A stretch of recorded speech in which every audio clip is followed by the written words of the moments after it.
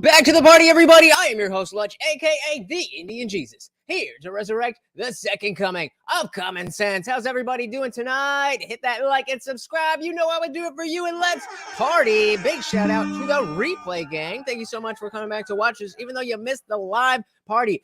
I happen to not be here for the usual time, but every Monday, Wednesday, Friday, be right here so you never miss an Indian Jesus party ever again. Let's also say thank you to my6shirt.com, the only place to get your very own the Indian Jesus official merch, only at my6shirt.com. All right, we got unwanted foe.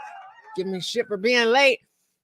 I'm late. I apologize. And, as you guys know, usually we are here Monday, Wednesday, Friday, 8 p.m. Eastern. I was not feeling it last night. And I was like sitting there ready to force myself. I was like, you know what? Let me respect y'all's time. And I was just like, let's just do this tomorrow. I'm feeling much better and I am ready to get into it. So we've actually done one of these before. And it was, Steven Crowder on the street talking to Black Americans about, racial issues, and him showing that the propaganda that we see on either side of the aisle about race relations does not really mirror what you find when you go and talk to real people. Now, I haven't watched too much of this one, so I really don't know how it's gonna go, but let's just dive right into it. As always, guys, if you cannot hear the video, please do let me know. Last time I took the streets to see if relations between Black and white Americans were actually as bad as legacy media would have you believe. And what do you know? The narrative couldn't be further from the truth. Turns out you can actually find some... Oh my goodness, we haven't even started. And we got Dan Jensen. Come here, Mark. No. You got a treat for Morty? Thank you. That's right. Every single super chatter donation comes with a treat for Morty. He is sleeping right now, but thank you.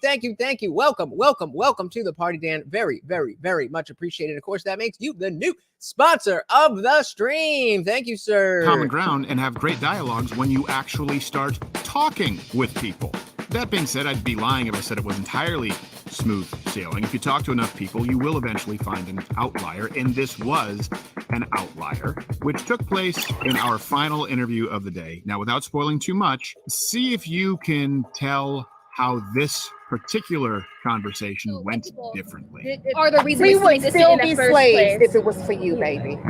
All right, just for a second. It may be that I'm a little old-fashioned. That seems a little wild, but let me know in the comments below. A little while, but shout out again to Dan Jensen. Thank you. What do you think? Did this woman just offer fair assessment or pure, unadulterated insanity? Let me ask you, where would you put, or how would you categorize race relations between Black and white people in the United States today? I think from a media standpoint, division. Right. Well, that's precisely why he's asking you, because you're not the media, and we all know what the media perception is. I think that's where we are. I think that there is division. I do. I think there's definitely some microaggressions and things like that are. We got a buzzword, microaggressions. Apparent, but on my everyday interacting, I think it's an array of things. I think there's some positivity. There's some growth opportunities. I think I have within my circle. It's diverse. Yeah. And I love that it's diverse, but I also think diversity of thought or diversity of skin color. That we're not having those conversations within my diverse community. So when you say diverse, do you mean racially? Do you mean ideologically, politically? Politically and racially. Okay. Yeah. So you have white, Black, Republican, Democrat, and all in your circle of friends? Yes, I have pretty much everything. What would you say has kind of helped you? I think learning from different people helps you grow. What would you say has helped you grow more? Having people of different races in your circle of friends, or people of different ideologies, people from different walks of life? I think walks of life. Yeah. Interesting. So I'm going to pull that up in a second. But right now we have our running poll: is America post-racial? Yes or no? Post-racial. And So the Soul has a very interesting comment here saying 20 years ago, I would have said post-racial. Now it has been brought back, and we seem to have gone backwards with a divisive narrative being pushed. I completely agree with that. We you know, exactly like the 90s, it was a good thing to be colorblind. And I understand the notion of, you know, people of oppressed, whatever, you know, that there's stuff that they want people, white people specifically, to be aware that, you know, there were said injustices or whatever. But by and large, I think we were doing pretty good as a colorblind nation. I think you learn more. I think because I can meet another African-American person who's had a different upbringing than I do, and I'm learning what their struggle looks like versus my struggle, because it's very different. I think it's really truly about being open. Yeah. Open to listening, open to learning, and having the conversations. So you're saying that in your day-to-day, your experiences have been good, probably because of your circle of friends. Compared to the media, it sounds like you're saying there is some division out there, but not so much in your circle of friends. Not within my circle of friends, because I choose them, right? Right. So this is my choice. It's my choose to have people in my circle that I don't have to fight with. The problem with this line of thinking is that now you're putting yourself in a position to say, well, everybody else is so racially bad with this, that, and the other, but me and my friends, we're better. As opposed to thinking, well, yeah, they say on TV that everything is so divided and this and that, whatever. But in my life, I don't see that. So it stands to reason that other people wouldn't see that either. No? All the time, that we are open and we learn from one another. But I take a look at where we are in their schools. They go to private schools. Okay. So there's complete division with racial divide, seeing our Black boys in the private school arena get in trouble where the white boys don't get in trouble for the same offense. I see that every day. Why don't you just take them out of private schools? Because at the end of the day, it's a better education. Is it? Yeah. Okay. I'm very confused as to what can we get an example of something that Black kids are getting in trouble for at school that white kids are not? Because that's got to be tough then if you have to choose. What kind of things do they get into trouble for that white kids? I promise I didn't watch this ahead. What do you? A fist fight. I brought it up last year. So at your school, only people who get into fights who are Black get in trouble? That doesn't sound right. That doesn't sound right at all. Now, if that actually is how it is, then I'm right there with you saying that that's absolutely racist. But something tells me that's not how it actually plays out.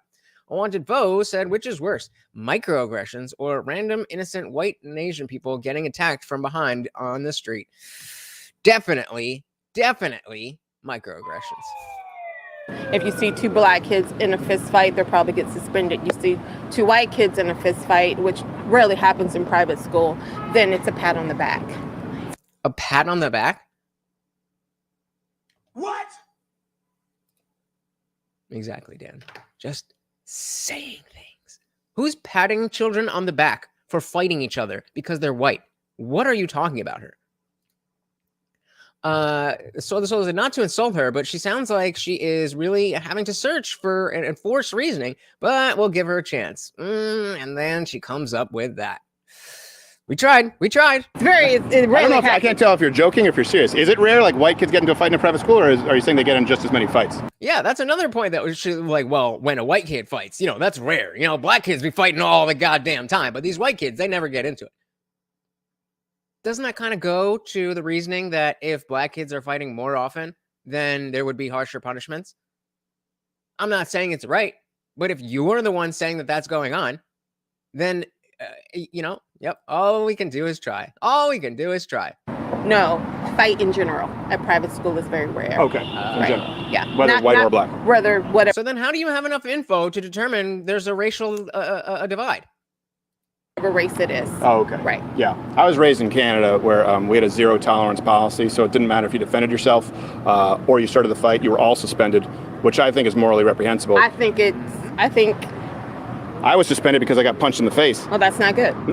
No, because you were defending yourself. Yeah, I didn't really. I mostly just turtled. Oh, okay. Well, I'm gonna need you to defend next time. I learned that later on.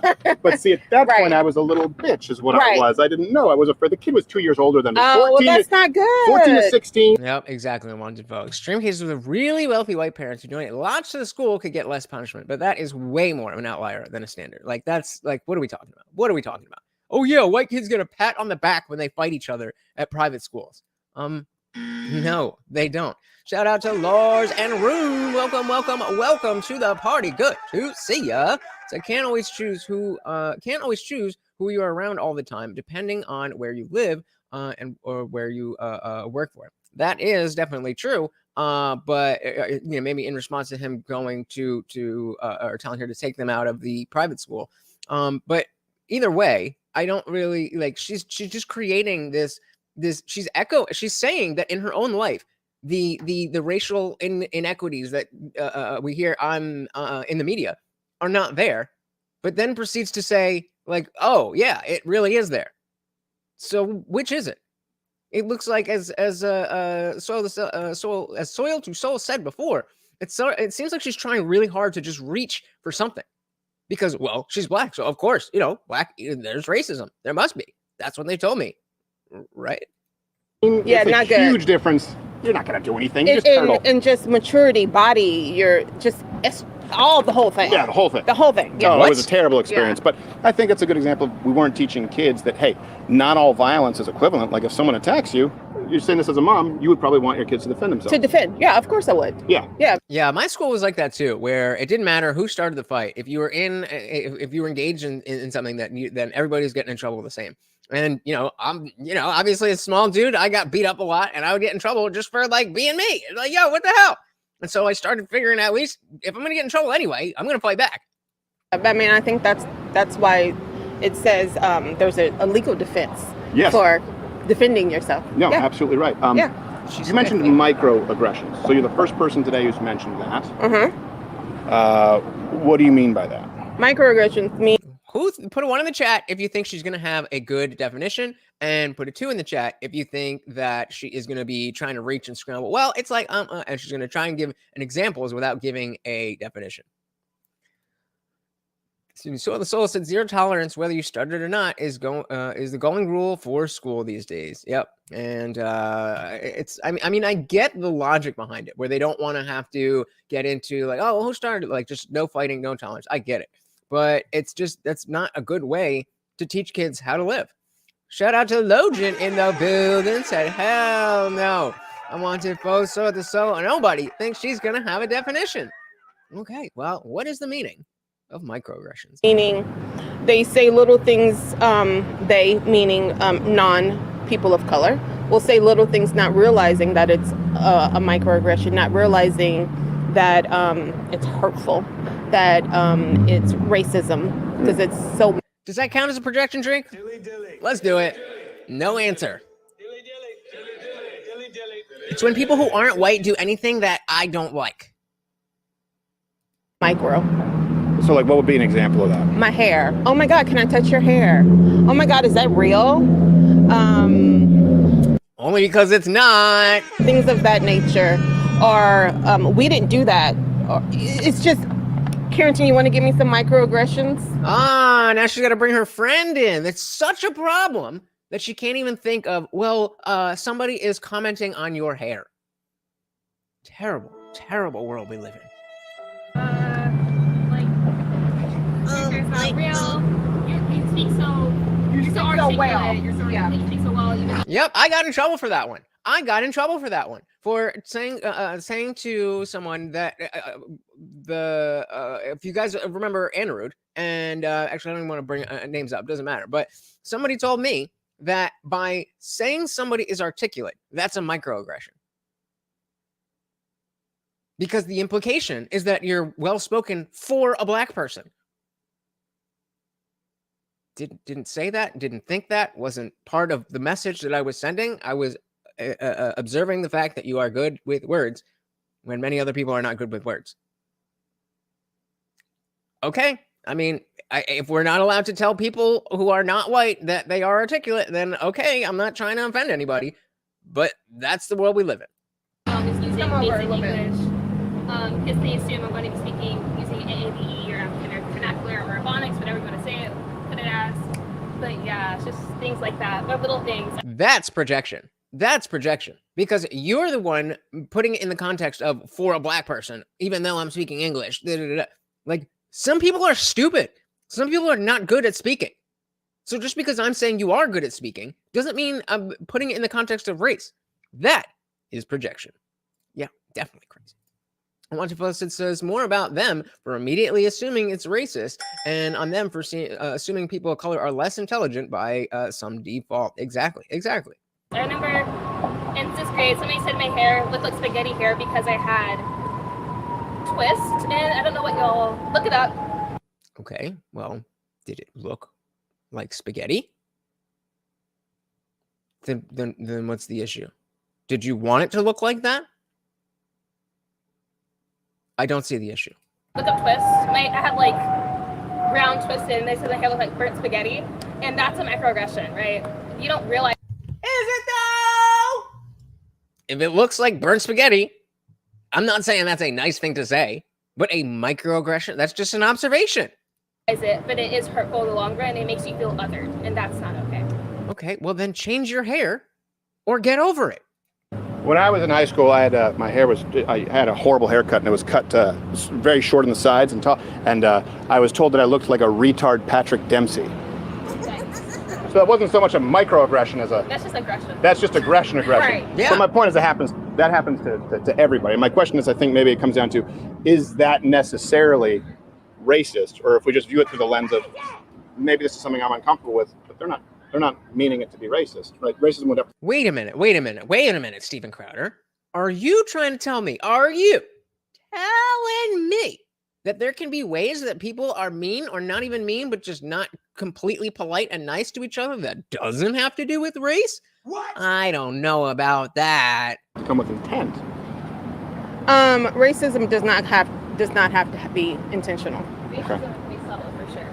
Okay, I'll agree with that. There's something called internalized racism because of how society just shows things off, right? A lot of women, a lot of girls, just look at Disney princesses. There's only one black Disney. Notice how whenever you hear these words, you never hear a fresh, new idea about them. You just hear the same points repeated over and over. Internalized racism. Like, when's the last time you heard something new about the idea of internalized racism, or an example of internalized racism, or an effect of internalized racism?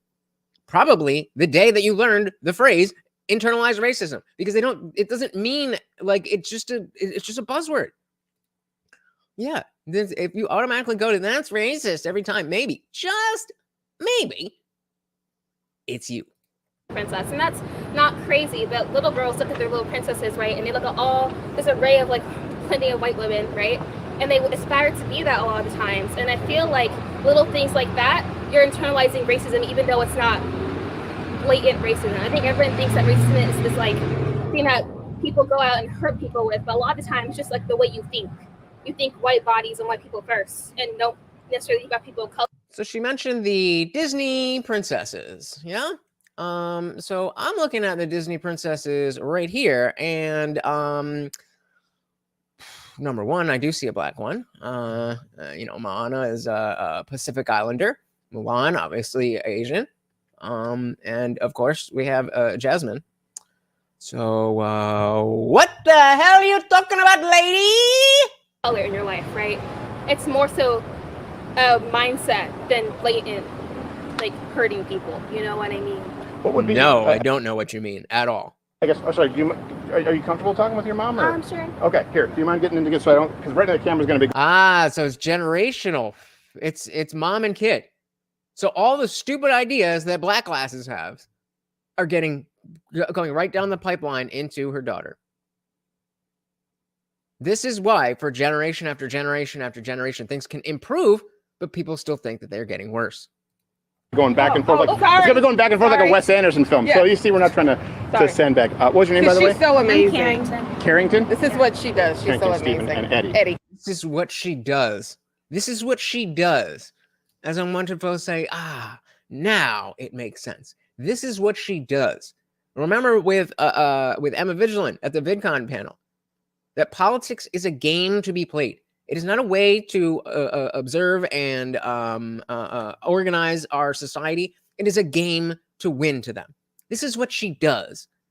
It's the little things that you have to pay attention to. Shout out to Richard Hardy in the building. Welcome to the party. Said race is a big blind spot for Crowder. Really? How so? How so? very interested to hear your opinion. Welcome to the party, Richard. Yep. Could you give me some examples there, maybe more examples of internalized racism? Because let me tell you where white people are nervous. Okay. Okay. This is where I think love to hear that. Yeah. So in other words, if you're talking about white people being racist, right, toward you, and that's a legitimate concern, of course, in some places you're going to have individual racists. It's a different conversation from systemic racism, right, or internalized racism, but we all acknowledge that. I will tell you this. So notice how they, before he says anything, she was like, "Oh, I'd love to hear this." So you're ready to say that, you're ready to say that racism is this and that and everything, but you have no idea what white people think about this. That seems like they have a blind spot. But again, it's just a very odd way to address that. Look at what happened between him and Shapiro. You mean like him and like the Daily Wire? What does that have to do with race? I'm confused. The reason that a lot of white people don't have these kinds of conversations like this is because they're afraid of being accused of being. No, they're afraid of being accused of being racist. Yeah, right, fragility. Well, see, that isn't it. See again. Yep. Yeah. Well, it's just your white fragility.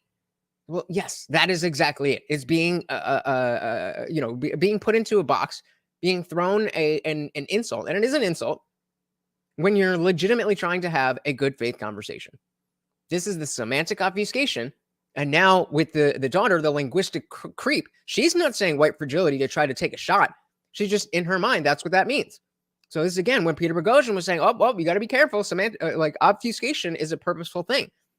So we're talking about people who are purposely changing the language. This girl is not doing that. She is the result of people changing the language. And now she's saying white fragility as if that is not, as if that is something productive to say in this conversation. Just saying have these kinds of conversations like this is because they're afraid of being accused of being. No, they're afraid of being accused of being racist. Yeah, right, fragility. Well, see, that isn't a tax to just say white fragility. What if someone, for example, we just interviewed every single black man who we interviewed today, every single one, said, yeah, the Black Lives Matter thing got out of hand. All lives matter. Everyone's lives matter. And I don't think that was good for either community. Every single black man that we interviewed today. And if I were to say that same thing, right, because I don't think the problem is just race. And I think we do have a failed justice system, by the way. I think you'll miss it if you think it's just race. Well, we can't classify that as white fragility or a micro. Yeah. And remember, this is the same day from the last time that he did this man on the street thing. I think it was like 3 or 4 different interviews, but it's the same day. So Richard is saying Crowder acted shocked that a Jewish lawyer whose mother is part of the entertainment industry with tons of legalese in the contract he'd offer Crowder. Well, first of all, Shapiro didn't offer Crowder anything. He is not Jeremy Boring. This is a weird take, bro.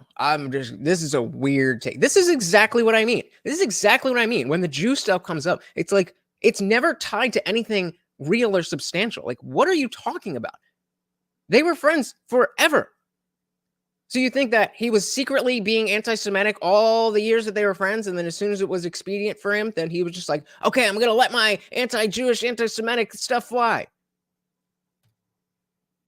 Okay, so let me define I white disagree fragility. with every white man, every black man you spoke with today. But go ahead, Okay, Karen. But they're entitled to their opinion. they are. It surprised me that they said So it. white fragility means that I think we're on the same page. You're just defining it as different. So white fragility means Exactly. We are on the same page. It is true that white people are afraid to be pushed into the racist box. But to her, that is an okay thing to happen. And is an okay thing to call it white fragility, an okay thing to speak like that, as if that is not contributing to the racial divide that we're talking about right now.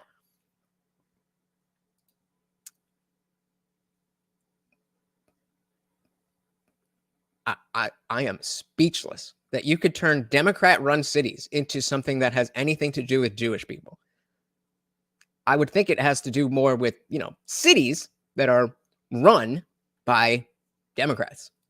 It's when white people are afraid to confront the fact that they might have racism or might have racist thoughts. That's white fragility. But what if they don't? They don't.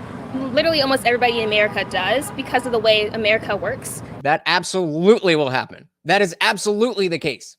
Republican policies lead to crime decrease. That is absolutely the case. Welcome to politics. even Black people have racist thoughts towards Right. Black people, right? So it's kind of hard to get out of there unless you're like not from America, and even then it's pretty difficult. So literally everyone has some form of racist thoughts. With white people, it's just easier because they're not Black or they're not a person of color. They don't have the system around them necessarily to confront that because they don't have to, right? So it takes more work on their part, right? And there's nothing really necessarily, well, it's not great, but there's nothing wrong with working more harder to get to a certain point. You know what I mean? Okay. No, Dan, I'm right there with you. It says that line completely ignores the demographics of the area and who is committing the crimes. No, it doesn't at all. There's two different aspects of crime going on in cities. There's the people doing the crime, and there's the policies that's what's being done about that crime that leads to either more crime happening or crime decreasing. It doesn't ignore anything. It's just not talking about that part. Shout out to Poon Cooter. Welcome to the party. Not a problem, brother. I did. And guess what? Guys? 1 p.m. tomorrow, we are getting Ian Crossland on the channel. You heard it here first. 1 p.m. Eastern tomorrow, Ian Crossland will be here. Make sure you are as well.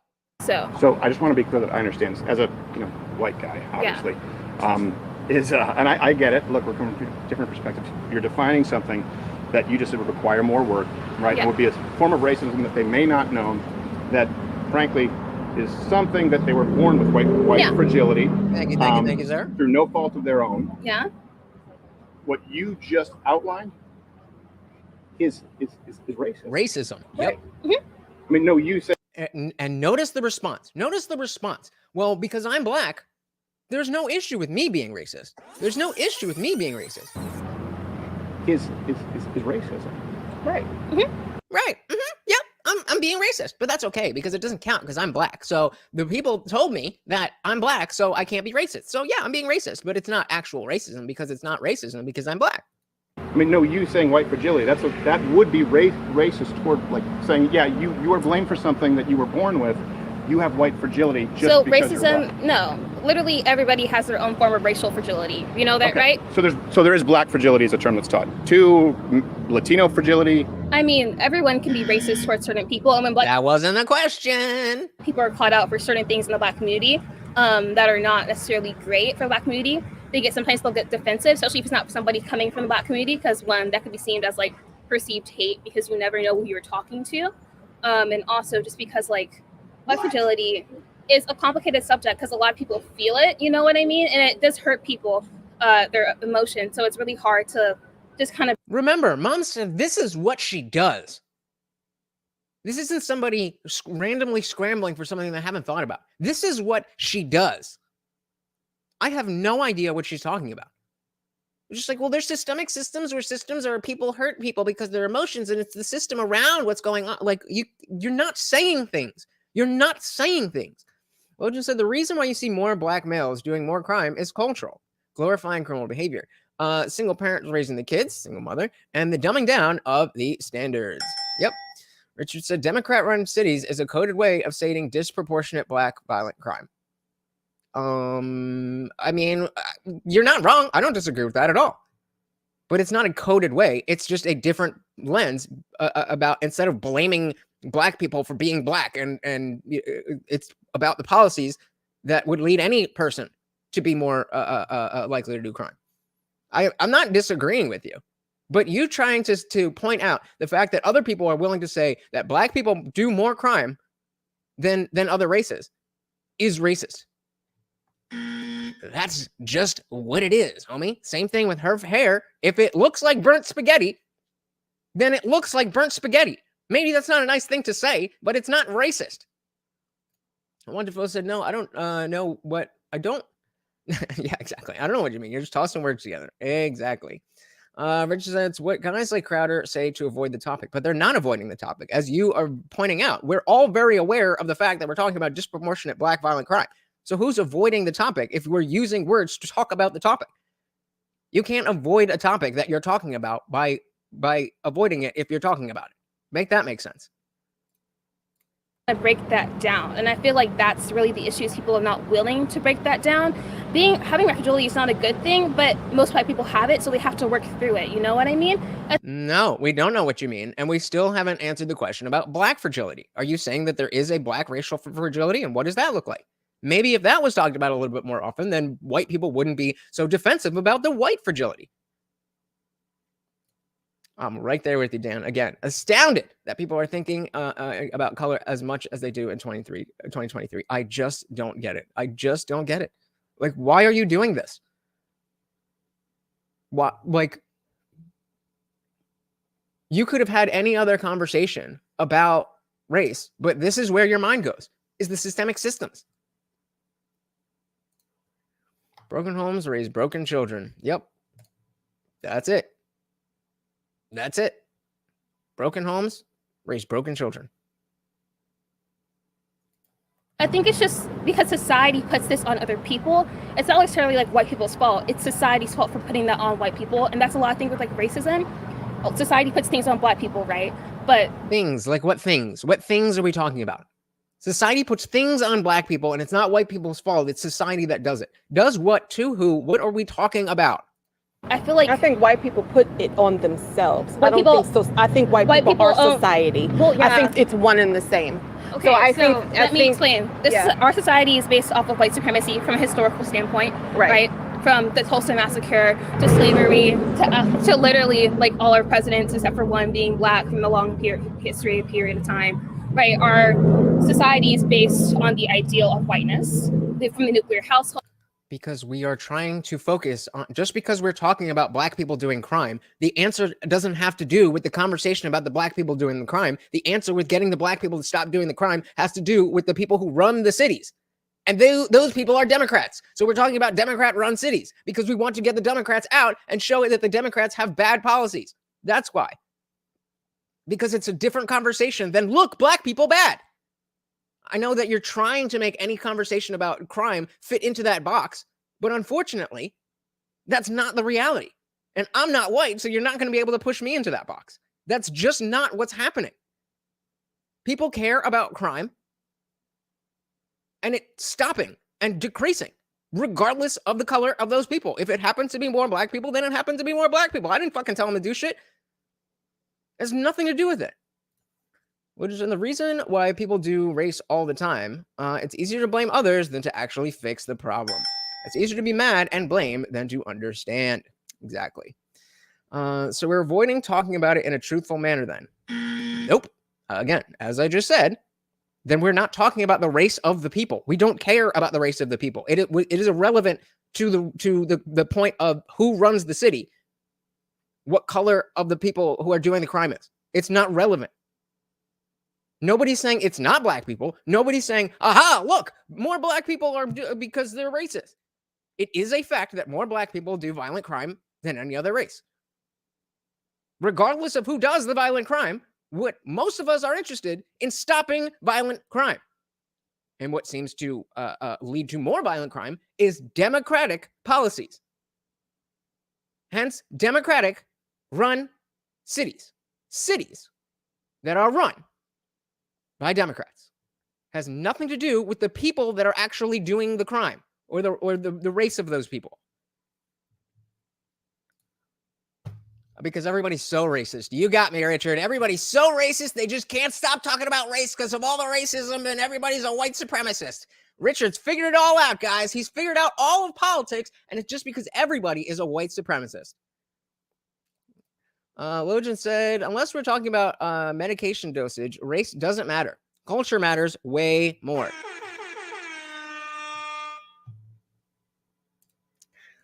So people always take advantage of policy loopholes and standards set in place, no matter where they are. These big cities have set themselves up for failure, regardless of the demographics in there. Yeah, but we're all racists. Didn't you hear what Richard said? We're all racists.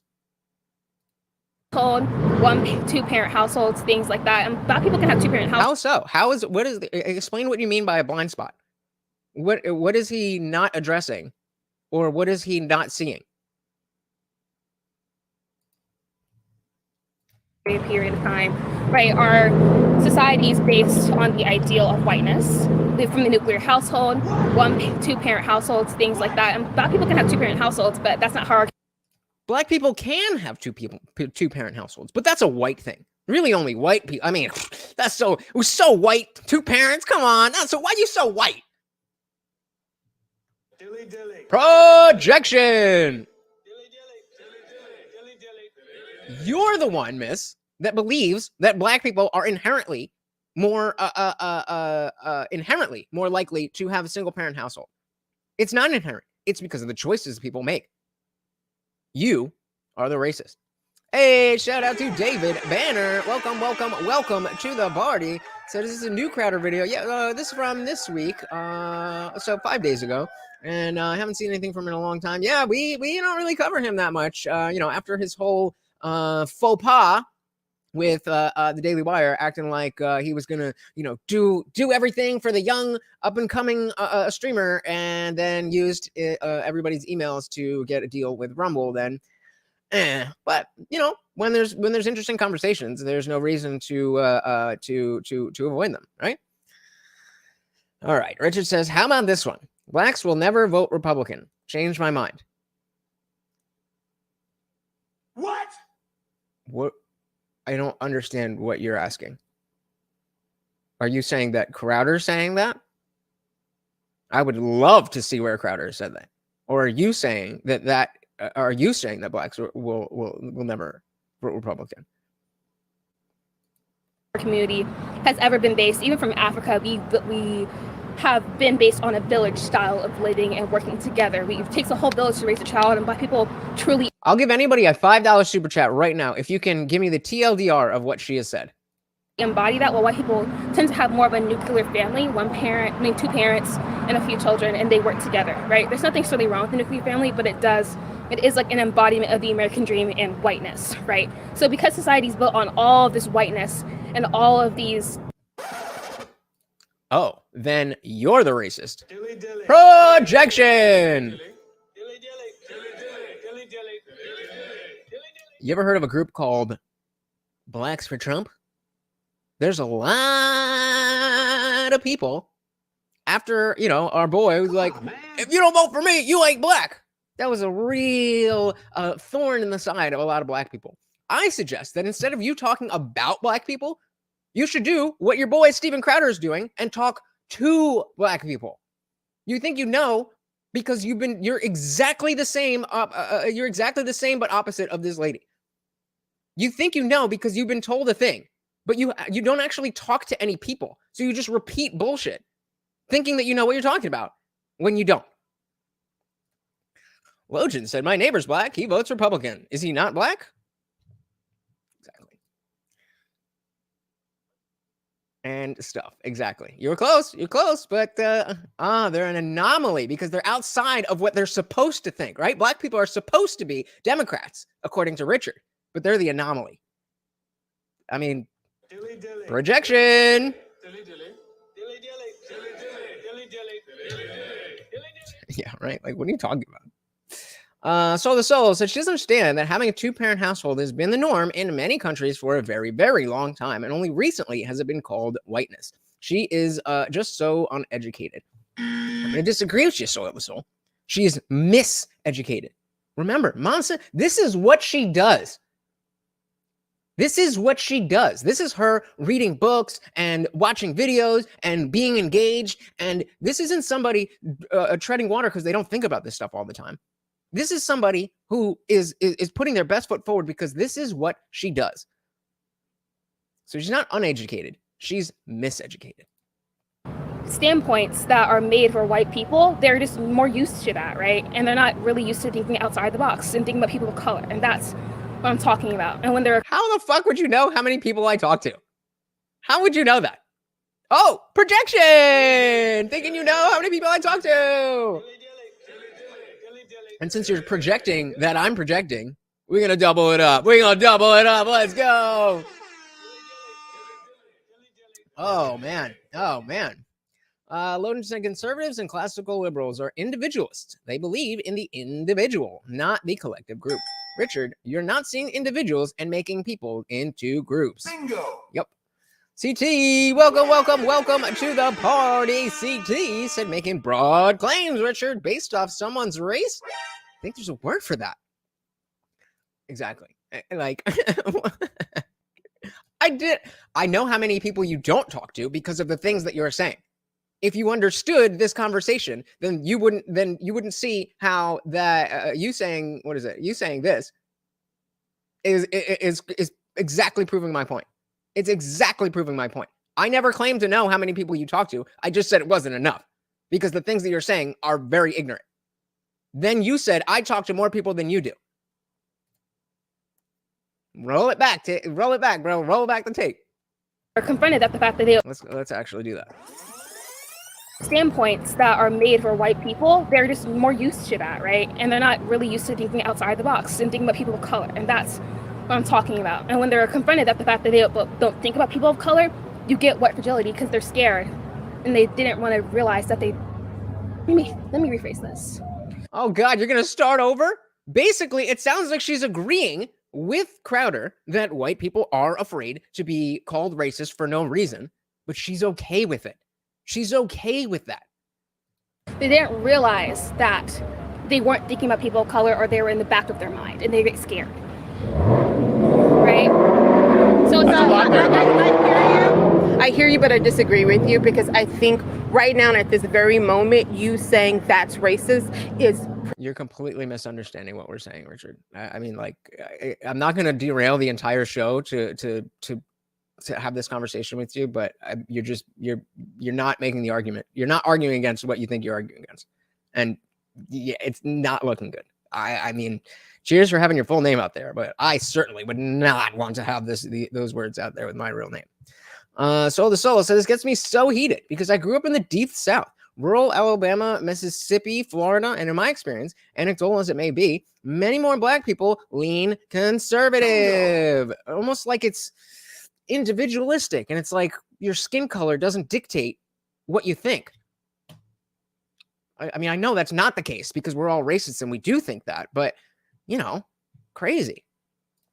Well, just Rich, I'm not going to demand you leave, but I will start calling you a racist. No, I need that watch time. Let it roll. So the soul said, I'm glad for it, but it makes it really hard for me to relate to a lot of this stuff and call it valid. Well, it's not valid. It's not valid in any other way except for the fact that a lot of people genuinely do think this way. That's the only way it's valid. It's not valid in the sense that it makes sense. It's not valid in the sense that it represents how white people actually behave or think. It's only relevant because so many people think this is bullshit. Privilege, honey. That's Also, nothing but Yep, we can't handle your facts, bro. The truth is too much for us. privilege. No, I'm It's saying white no, I'm privilege saying the idea. to be able to Let me- say so that. also, if you I'm define not, so I shouldn't be racism able to say from- that. I mean, we haven't had these. No, to be able to say it Mom, and to live in that, I Mama, think it's white You're not privilege. making the right argument. Okay. The definition of racism is power behind discrimination. You can discriminate against white people. Anyone can. Told you.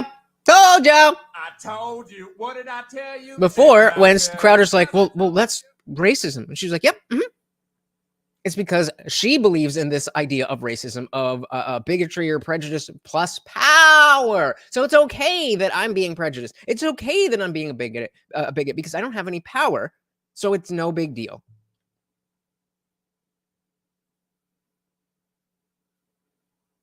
And mom's standing right there. Rah, rah. This is what she does. You can't necessarily be racist towards white people because racism comes from discrimination plus a place in society where you get to have power, right? That is the not clinical. If you look on Google, that's not necessarily what you're going to get because Google dumbs things down, right? But if you look Oh, now Google doesn't work. Now, you're not going to get the truth from Google. The whole Google it thing goes out the window when it comes to the definition of racism. But anything else, just Google it. Just Google it. You can Google it. Wonderful. That's not the definition of racism, but I'm not surprised she only believes systematic racism is racism. Yep. CT said, wait till he finds out what party fought against slavery. Yikes. And a horse. Okay. at like we agree there. Yeah, right. So if you look at like more, Wait. I want to.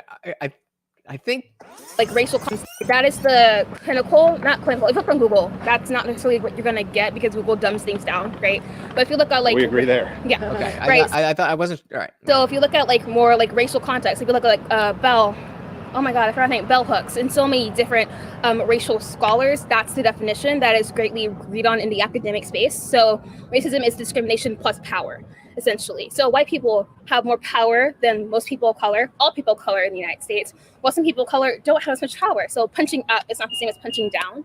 Anybody could discriminate. I agree. Punching up is not the same as punching down, but bigotry is bigotry. Prejudice is prejudice. I don't look tired. I mean, again, this is. I mean, this is the fourth or no, I think it was the fourth or fifth interview that he did today, and you gotta. I mean, imagine having to actually be standing in front of her, acting like this is a real conversation about stuff in reality. That would be tiring. Against anybody. That's just a fact. But racism is based on a system of power. Now, I don't know if this would be white. Would you be open to the idea that some of those things maybe are incorrect, and I'm black, so it's right. someone may be white and say, "Hey, you're wrong about this historically," and that not be called white privilege? Well, I mean, if you got the facts, I can't even, like, if you have like facts and you have proofs of. Okay, well, she's at least willing to say I could be wrong. The credit where credit is due. Credit where credit is due. She's not dogmatic. Hey, shout out to Unwanted Foe. Marty, you want to come up? Come on. They want to see ya. Come on, they want to see ya. Come here. Oh, I can't get him, but it is here for him. Thank you. Sorry, Dan. We got a new sponsor of the stream. Thank you. Unwanted Foe. Very, very, very much appreciated. I mean, both you guys are just awesome. Every time you guys are here, you're always blessing me. And it doesn't have to be a lot. It adds up and it means so much. Thank you guys. Thank you. Like back it, there's no issues with that. Yeah. What I'm talking about, the nuclear family. That's a big one. I don't know if you know this, but there were far more in the United States. Yeah. The far lower divorce rate for a very long period of time. Yeah. At the same time that black households had higher literacy you know rates. why there's a lower divorce rate? There was a lower divorce rate for a very long time. You know until why? it went. Because women had to, because they didn't own credit cards. They couldn't get divorced. They couldn't live without a man. That's literally the reason why the divorce rate was so low. No. Okay, so then wouldn't that be the same with white women as well? I'm talking about before this, by the way, historically. We're talking about from the inception of the country, before the suffragette movement. So this would be the same thing that white women and black women would face, the issues you're talking about. So those same groups, black families were very strong, had low divorce rates, had large households. And a big part of it was because of the faith basis back then. And it was, again, the community, right, the church, would also encourage strong households. I noticed, Eddie, you have a wedding ring. Community thing. Are you married? Yes. Yeah, my dad. Okay, now let me ask you, why? Why what?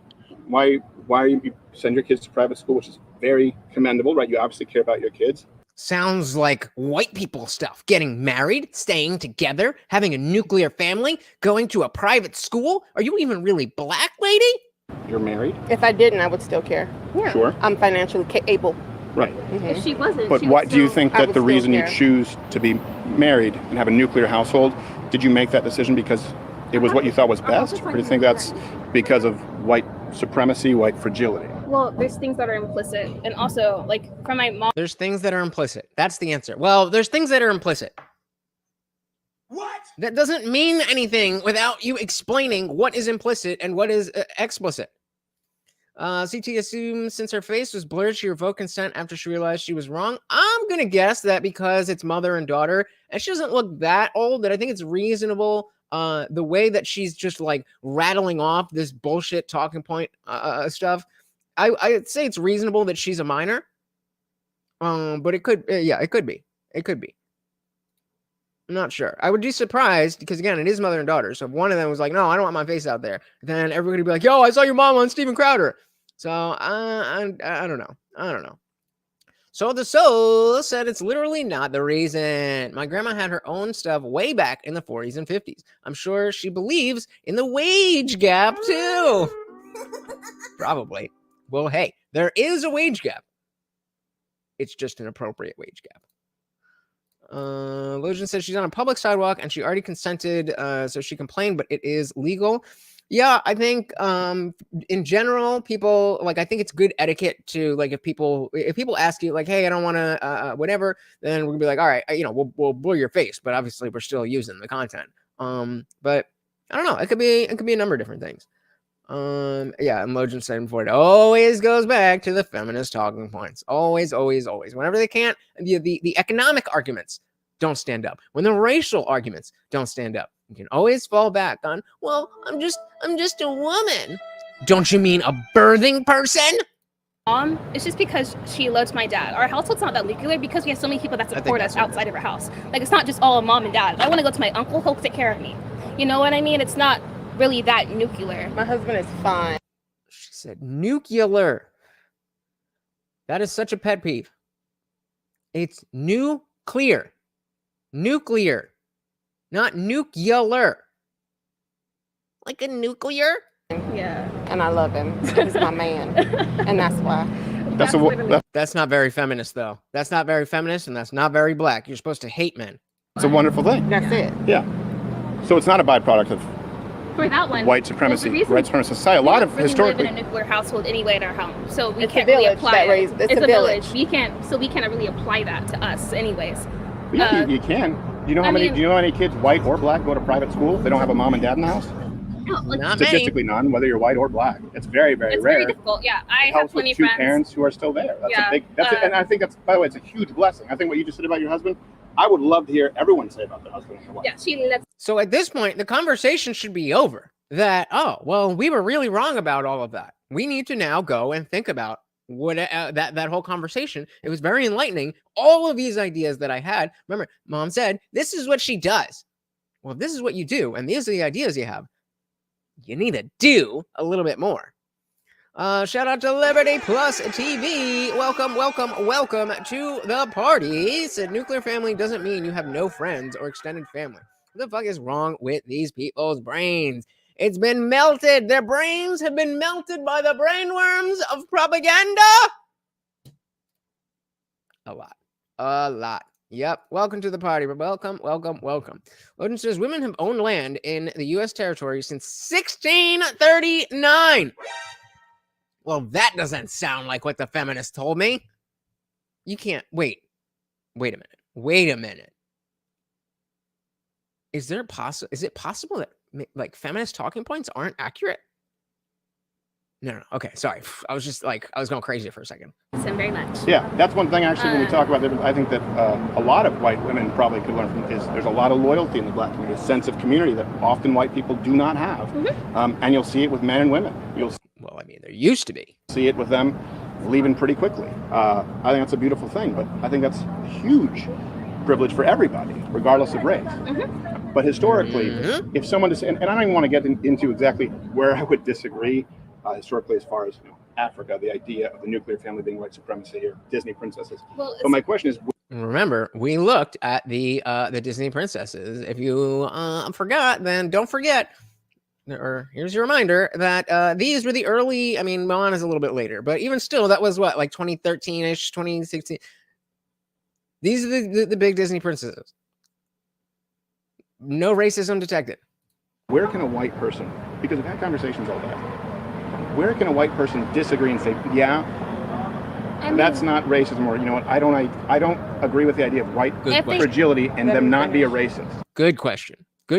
How then can I articulate racist word there? How can I articulate the notion that if you're accusing me of being racist and I say something I don't believe that it is racist, how can I express that? Shout out to Indie Film. Welcome to the party. Nothing changed. It was just I was not feeling good last night, so I just pushed it for a day. So glad to see you. Everything is staying as normal. We're going right back to our Monday, Wednesday, Friday, 8 p.m. Eastern schedule, except for Ian Crossland. Ian Crossland of Timcast IRL will be here 1 p.m. Eastern tomorrow. 1 p.m. Eastern tomorrow. Make sure you are here. You are not gonna want to miss that. Welcome to the party, brother. Liberty Plus says white people don't see each other as a community. Other races need to start understanding this. There's no group of white people. We've been killing and hating each other for thousands of years. Yeah, absolutely. There's this idea that white people are a monolith, as if black people are a monolith, or Asian people are a monolith, or Latino or anybody else is a monolith. It's just not true. And going back to what Dan was saying, that like, well, yeah, it's an anomaly. But what you were saying before about like, it's 2023. How are we still thinking about things like this? How is this still the way that we are thinking about things? I don't know, but it's still very, very, very, very prevalent. Yep, he will be here. I mean, that's what he said. That's what he said. I got the DMs. We're on for 1 p.m. So hopefully he doesn't bail. But we should be we should be live 1 p.m. Eastern. All right, where were we here? Supremacy here, Disney princesses. Well, But my question is, where can a white person, because I've had conversations all day, where can a white person disagree and say, yeah, I mean, that's not racism, or you know what, I don't agree with the idea of white if they, fragility and them not be a racist? okay. Because I was just told that is privilege to even say I disagree with your opinion. No, that's not necessarily. No, black people don't say that. Come on. All right. Now you're painting black people with this brush as if, you know, they're unreasonable when it comes to talking about race. Like, that doesn't happen. What we're saying. You kind of look, you said that. Anyways, but what I'm saying is, if you have the facts, Okay. Yeah. Okay. I was like, I didn't say. She tells me when I'm wrong okay. too. Hopefully, if you have the facts, you have the backing. There's no issue with debating something, but you need to understand what the core is. You need to understand. So somebody said, That's a phrase. That's a trigger phrase. You need to understand. Like, polite people don't use that phrase very often. It's just not a nice way to say something. I don't think white fragility exists because of XYZ reasons, and someone comes back with no, and they're still very like hard-headed about it, or they don't see the reasons, or they don't really look into those facts. That's where the issue lies. If there's an actual discussion, I don't really care if you think white fragility is real or not, because eventually you are going to come to an opinion that is not necessarily based on how you feel, but on facts. And then from there, you can do whatever you want. Right. I don't necessarily care about like what people. What? Did anybody catch that? I don't really care if you don't believe in white fragility, because eventually you'll have a position that's based on facts and not your feelings. Okay. She just said, no, you. To Crowder. I you know what I've been seeing a lot more of on my TikTok feed is teachers who are terrified to see what society is going to be like, because they are middle school teachers and they are seeing that their, let's say, regular seventh grade class is unable, certainly unwilling, but unable to do the assignments that were assigned in 2019 and before lockdown. They were assigned to the remedial 5th grade classes. Now the regular 7th graders can't even do it. We're talking math, we're talking reading, we're talking, writing, English, writing comprehension, all that stuff. Yeah, Crowder's just he's too stupid. We're too racist. It's this girl and Richard, and they have everything right about the whole world. We just need to sit back and listen, okay? There's something that you need to understand. And it's that she is right, and so is Richard. So, like, if someone were to go through, example, just to kind of use your timeline, and if someone was raised in Canada, right, not the United States, someone use your timeline and say, actually, according to Professor West, black men, black activists, well over 95% of slaves in Africa were sold into slavery by African slave traders, including largely black African slave traders. Of course, it's wrong. And this was the first country to fight the bloodiest revolution in history in order to free the slaves, because they recognized that it was ungodly based on the Judeo-Christian principles, and we signed the Emancipation Proclamation. We were not uniquely responsible for starting slavery. We were uniquely responsible for ending it in the modern world. And there are more slaves today than ever in recorded history on Earth right now. 42 million. And of course, while he's sitting there patiently and quietly while she's just vomiting out her mouth, just whatever bullshit she can remember that somebody else told her, he's trying to make one point. And she can't even let him finish. Go ahead, get it, 42 million, and someone says, so since there are more slaves on Earth today. What was that? I want to hear what Mama said. ending it in the modern world. And there are more slaves today than ever in recorded history Okay, so on Earth right now. So that's what they're both trying to cut in. That right 42 there. I would million. never. Okay, no. 40 Go no, ahead, fact get is it. Okay, so she was about to interrupt, and then the daughter was like, "No, I got this." 42 million, and someone says, so since there are more slaves on Earth today, largely in the Middle East, in Africa, and in Asia, that it would imply that those countries are probably more systemically racist than the least systemically racist country in the world, the United States. If someone were to walk through that line of history, You're walking through it very incorrectly without understanding the basis and the foundation Also, you of the can't really African. say I didn't know we had a Ron Defensive interview today. Shout out, shout out. That was so chef's kiss perfect. Defensive mechanisms taste so good. Well, just said, why are they all so offended by the fact there are more slaves today? I am ashamed it still exists at all. Because they have to be the ones. That has to be their cross to bear. That has to be what they are that elevates them in society. If there's other people who are slaves today, then the fact that your ancestors were slaves means a lot less. It's that simple. They want the victim currency of slavery, which is a lot less if you acknowledge the fact that there are people enslaved right now. That's why. On to those two are no longer listening. Once he says something they disagree with. Yeah, I was going to say that's also like just generally rude. Like, you know, especially like in Discord when we get into debates and stuff. Well, you know, people will talk over each other, but for the most part, we try to like you say something. And, you know, if somebody else is talking, you know, you have a reaction, you start to say something, you know, you kind of, all right, let me hold it and then let them finish and then I'll say it. Or, you know, if you're talking and you're kind of making a point and you've kind of made the point and then somebody else jumps in, then it's like, okay, I've made my point, let them go, whatever. That's not what's happening here. That's not what's happening here.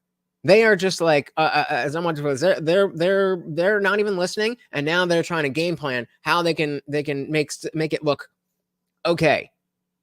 The cameras are there. How can we make our exit? What is our game plan to look decent as we leave this situation? like, What part is wrong? You can't say white people ended racism because black people fought to. We can say white people ended racism. Well, I mean, unless she's going to agree with the fact that there's way too much slavery. Okay, ended racism. Took me a second. No, yeah, but white people did not end racism. I agree. Also, you can't really say like, what part is wrong? You can't say white people ended racism because black people fought to end racism. So white people are the. He said slavery. That's where I got confused. Is that white people fought to end slavery? And I would say you either can say that because that happened in America, or you can say that because slavery exists elsewhere and Black Americans are not unique, the unique recipients of slavery, then it's not ended. But in America, white people ended slavery. Is what it is, baby. We would still be slaves if it was for you, baby. If for white people, we would still be enslaved. Really? That's racist. But it's okay because they're black. I believe that. I believe that. But how much have you read from Washington, from Jefferson, all of it, from Lincoln? After he was raping all the slave women and making babies with that would be, them again, and all that. historically inaccurate. That is very true. We're talking about very true. We're talking about Jefferson. It is true that Jefferson they freed their slaves upon their death because it was illegal at It's that very point. true that he raped slaves and he has children. He has children by her. Definitely raped Sally Hamilton's wife. Had plenty of slaves. So let's not So even. they all go had there. slaves. They all had slaves. Exactly. And because they raped them came and from had the old children. country where there were slaves. And raped them and had children. Certain No, ones Jefferson did. did. Jefferson has a line of children. Okay, so do you believe that if it were up to all white people, meaning the North, the people From then, we would still be enslaved. so Then why is slavery not a thing if they wanted slavery? Then why is they broke my brain. They broke my brain. For you, baby. Yeah. So it almost goes so far as to say they believe Abraham Lincoln was a Democrat. I wouldn't be surprised. I wouldn't be surprised. Loden said Jefferson was alleged to have slept with slaves. There is no proof. Yeah, and again, I mean, is that a nice thing to do? No, of course not. But you're trying to project 2023 morality onto a different world. In that by that standard, then nobody is a good person before 2023 because racism existed and everybody was part of the system. Content, baby, content. When you find people like this who are willing to go, you let them go. You know what I mean? Okay, that's not a good take. Anyways, I love you, but no. What I'm that, saying, and that's my belief. I think. So what was the no, start you of- can't what was the group all start white of people, entering 'cause slavery? Quakers existed, you know. But what I'm saying is that because Quakers exist, you can't blame all. You know, I There's don't want to people who blame all, but I do think They're just talking to each other. Like, isn't racism so bad? Yeah. Oh my God. Remember how racism was bad? Racism is so bad. It's like slavery, right? Like, yeah, total slavery. It's bad. That's not the point of what we're doing here, ladies. You can have this conversation any other time. You that can't say because we that all fought. white people. There's Quakers and people that exist like that. I'm saying a lot of white people in the past did not want a change in slavery. I mean, like very much. That's yeah. what I'm saying. Yeah, that's why they fought a war over it. That's why thousands of people died to ensure that slavery was ended. Because some people wanted it and some people didn't. Not The all British white Empire? people today. I'm saying Yeah. from that era. And I'm saying All of Africa there's today? people, Yeah, from and there's that some era. people that Most of didn't, Africa right? today, There's yeah. a lot of white people who did. There's a lot of white people. I don't know. There's some white people who didn't. But what I'm saying is the reason that we got Can I out of say slavery is something? because of our hard Can I work. say- to win a war. Can I say something though, Yeah. without Sure. for both of Oh, you, sorry. because you both obviously are. Even though she's 17, she can run circles Oh, around you every duh, called it. Minor, called it. day. Y'all are really good at this. Just waiting for it. Yeah, she's really good. I still Is she feel though? like we're not going to get anywhere with this conversation. Right, because he started off with the idea that it See, must be we're based not on growing. racism. Exactly. When you start out with the dogmatic idea that racism exists in these forms that cannot be overcome, then you're right. There is no moving you. In the same way that if you believe that a man can transform into a female and you're not willing to question that, then there is no argument to be had. If you believe that there's a man in the sky who grants you wishes and has everything planned out, and you're not willing to look at that belief, there is no conversation to be had. Whatever the form, dogmatic thinking ends conversation. Dogmatic thinking ends critical thinking.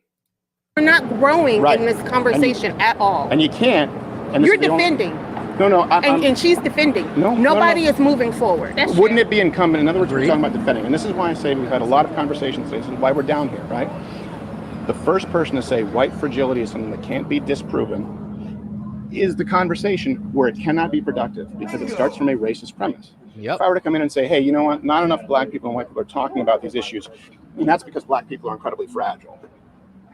That probably That wouldn't go very well now, would it? wouldn't be a productive conversation, right? I think we can say Yeah, but still, you just made a good point, but I'm still going to just talk really loud and really fast and say buzzwords and things that other people have told me that I think I know I'm right. I think I'm intelligent enough to have that conversation. think And Are you no?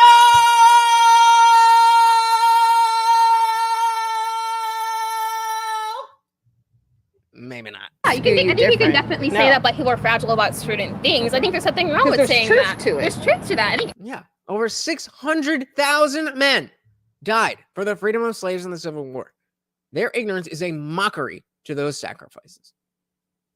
Let's cheers to those 600,000 men, mostly white, who laid their life down when they were never in jeopardy of being slaves themselves. And still they fought a war so that this could happen. every race is fragile at certain things within that race. I don't think that's a I disagree. Take. Yeah. No, you can I say black people disagree. are fragile about this certain I thing. feel This is why philosophy is important, because an aspect of philosophy is the language that you use, and she doesn't seem to understand that the point that Crowder just made, that if you're using you can talk about white fragility in a way that doesn't make it a blanket thing that every white person has that can't be, you can talk about I mean, Crowder's the one that brought it up, the fear that white people have of being seen as racists when they're not. You can talk about that, but if you call it white fragility, then it just gets into this semantic mess. And without the understanding that, okay, I have a point here. What I'm saying does have some truth to it. It's just not getting across in the right way. So let me change how I'm addressing this. Let me change the words that I'm using. Let me, approach it from a different direction entirely. This is why you need to be able to understand how other people think, because you know what's in your head. But if you can't get what's in your head into other people's heads, then it's useless. You're just wasting your breath. Black people are fragile. You could say that, and then we can then educate you on why. Sure. He could say that. He could just go out and be like, black people are fragile. Am I right? Am I right? And I'm being facetious with that. But no. White people can't just be out there saying black people are fragile. No. That would be called racist, even under your paradigm, because it's prejudice and power. So what the fuck are you talking about? Yes. Right. When I talk to you about fragility, every time you come up with this is racist, this is racist, this is racist, almost every single time. Because it is. Consistency. And I told you, and I disagree with you on that, because racism is power plus oppression, right? I mean, power plus discrimination. So this is where Crowder should use his philosophy. I can't talk today. This is where Crowder should use his philosophical skills to be like, okay, then let's say that it's not racist, but that it is prejudiced or is bigoted. Can we agree that being prejudiced and bigoted is not good? Then this whole power thing, where does the power lie in the systems and the systemic systems? It doesn't matter. If we're talking about bigotry, we're talking about prejudice based on people's skin color. You're obfuscating the issue by bringing power into it. Well, that's not technically racism. Like, okay, I don't give a fuck what you call it. I'm talking about the prejudice of people who are using that prejudice based on skin color. If you don't call it racism, fine, then we won't call it racism. But that's not going to be your get out of jail free card to not engage this conversation. But you say, well, that's not racism. That's not racism. Now it doesn't require us. It doesn't require Crowder to accept this definition of racism that is power plus discrimination in order to engage on that level. Yeah, exactly, David, exactly. And I said, shit, me too. On the post, racism doesn't require power; it's a bigoted belief. That's what it always was until they obfuscated the semantics, and now the linguistic creep has affected this young girl. She's 17. She's not the one pushing bullshit ideology. She's just sitting, and it's getting absorbed as she's doom scrolling on TikTok. This is linguistic creep. Where now the idea of racism has to include power. Nuh-uh. Thank you. Let's talk about bigotry and discrimination instead. Exactly. That takes the entire thing of power off the table.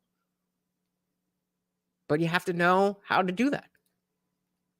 Right, and you can't have right fragility because there's no.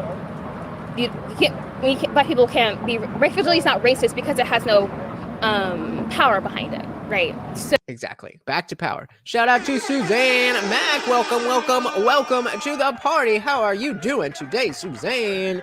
Yeah, I was sick last night, so we pushed the stream to a Saturday stream. Glad you could be here. Liberty Plus says you should do your own Change My Mind series. You would crush it. That is in the works. Obviously, you know that costs a lot of money. Got to get a cameraman and cameras and licenses and all that stuff. But that is on the horizon. As soon as I can afford it, you bet your bottom dollar I'm going to be doing exactly what you see here. So, or it has. I mean, there has power behind it towards Black people. That's why it is like. White people having right fragility is racist. Does that mean? Because that means they have a racial. So she's trying to make it seem like what she is saying by using the term white fragility. that she's not trying to be offensive. And I understand that she isn't trying to be offensive. What she's not understanding is that is inherently offensive. Ironically, almost like the notion of a microaggression, how this whole thing started, because you couldn't think of a microaggression. But now you're talking about all this and you're saying white fragility, white fragility, white fragility. If there was ever such thing as a microaggression, it would be using the phrase white fragility. Do you believe that black people have no power behind them in the United States? I think every race has power behind them. I mean, there's power in numbers, but Okay, then I guess they could be racist. I don't think our power is equal to the white man. Oh, exactly. So here's my Oh, question. for you, exactly, because- says mom. Oh, exactly.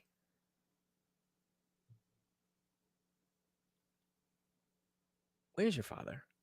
I'm gonna I take think it the- depends on the person. Is what I would say. don't. I think most. I think it depends on the we're talking about white person. systematically, right? So we're talking about the talking present about- industrial system and things like that, and racial profiling and how people think things, how people categorize and stereotypes, and the Jezebel and the Sapphire and all. I think that's the word. I think I messed up the word on that. Maybe I didn't. And the Jezebel and the Mammy and all of those things, and how black women in healthcare systems, especially, and things like You're that. just throwing out words. Jezebel can apply to white people too. What do you think? It You're talking can, about the but idea that historically, the especially in slut-shaming? minstrel shows, it applies to black women. That stereotype is placed more on black. Type a 1 in the chat if you've ever talked about, been to, or seen a minstrel show. I don't even think I really know what a minstrel show is. And I'm 34. Well, I'm not 34 yet. I'm about to be 34, right? Jesus Christ, this month. What are you talking about? Black women. It can apply to white people, but it's not as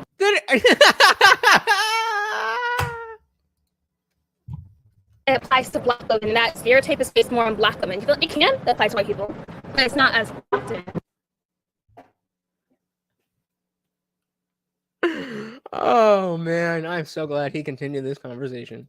We're just across from the restaurant, the slutty vegan. I mean, it's something that goes Okay, across the board. I know. My point What is, if I'm we saying identify is as a just racial issue, Slutty vegan we- is owned by a black woman. But, Anyways, but what we're saying right. is My point that is there are plenty of sluts. A lot of people like them. I across all racial boundaries. Jezebel has is biblical. It's biblical, but it also Yes. historically has been used against black people in minstrel shows a lot too. So Jezebel has a slightly more racial coded tone than the word slut does. You feel what I mean? Any of those problems that you identify. Okay, fine. So put a 1 in the chat if you've ever been to a drag show. Point being, this is not relevant to the conversation that you're having. The whole conversation is race relations today, not from the 1950s. Hey, shout out to Jake Supreme. Welcome to adulthood. Turn 21. Dilly, my friend.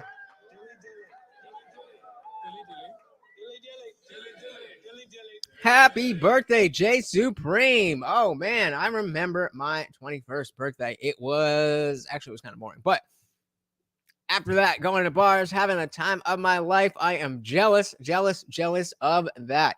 Welcome to the party.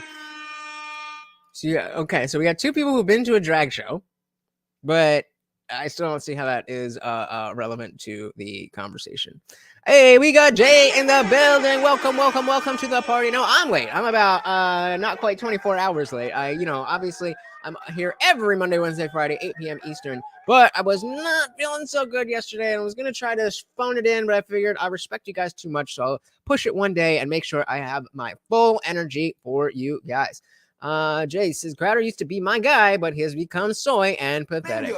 Yup, I agree. The only time I use his content is this type of stuff, the man on the street, the actual conversations, because I'm right there with you. I went over it before about, obviously we all saw the stuff with the BS with Daily Wire, but doesn't mean that we're not that he can't be part of a useful conversation. So we gonna use him if we can use him. Soul of the Soul said it just tells me that she's having a very hard time trying to make a modern day comparison, and if she actually listened to the words coming from her own mouth, she might correct some of that miseducation. Yup. But the problem is that she's already convinced that she's right. That's what dogma does. Liberty Plus says, I've been to concerts with drag people, stage sets between them. All right. That don't really count. I was more asking if somebody had gone specifically to see drag queens. But either way, the point was just that it doesn't have to do with this conversation. Suzanne disagrees with Soil. Said, not the shows, but some of us are very worried that men in woman face are taking our hard. Sorry, guys, I can't talk today. See, it would have been bad if I tried to come out here last night. This is me feeling better. Very worried that men in woman face are taking our hard-fought space. Women's sports, women of the year, etc. Absolutely, absolutely. This is what is, this is why I ask, where are the feminists? Where are the feminists? This is the only thing that feminism has could be good for in the last 20 years, and they're just not even trying to deal with it. You're absolutely right. Women's spaces, women in general, the idea of a woman is being erased. And I'm here to fight for it, but I'm not a woman, so there's only so much I can do. Where are the feminists? Liberty Plus TV said in Toronto, they shut it down. They shove it down your throat. No pun intended. Oh, God. Oh, my God. Yeah. I mean, it's bad in other places. It's bad. Like the UK and Canada specifically. I think Australia's pretty bad with it as well. But either way, all across the board, they're just pushing this stuff so hard. And you can see it is working. This girl is not one of the people who is like, I'm going to make sure everybody thinks this is race and that's race, and I'm going to change this word. No, this is what she thinks now. We have now reached the point where the semantic obfuscation, the changing of words to make it seem like they mean things that they don't actually mean, or have bent the definition so loosely that it can be used anywhere. Again, the best example is the word Nazi. A Nazi used to be a Nazi. But now a Nazi is just somebody who disagrees with you. And so now we have a generation of kids like this girl who genuinely believe that racism is not, or bigotry is not racism unless there's power behind it. So the Solo said, I totally agree with that, Suzanne. It is legitimately offensive and a scary precursor of possibilities for a biological male to be called a woman of the year. Of course. I mean, how is this even a controversial statement? How did we get here? Because there's one thing we've talked about today. Any of those problems that you just identified, for example, you talk about the prison industrial complex, you talk about school, you talk about government. Yeah. Are any of those problems not racially based? So Are any of those problems not racially based? So in order for her point to stand solid, then she would have to say, no, all of those problems are based on racial problems. And if they're not, and she says that they're not, then okay, we can actually move somewhere. Okay, there's areas where racism is not the core of what's going on here. So she can't say no. She has to say, no, all of those problems are racially based, which of course is a ridiculous claim. Hey, shout out to Zippy the Strange. Welcome to the party. Good to see you. Even though I didn't show up, Zippy came through, not only helped me get Ian on the channel tomorrow, 1 p.m. Eastern, Ian Crossland, thanks to the help of Zippy the Strange, but also sent me his own PayPal just to make me feel better. And indeed, I am feeling better. Thank you, sir. Very, very glad you are here. Welcome to the party. So prison industrial system, definitely. What was the next one? Public education. Education.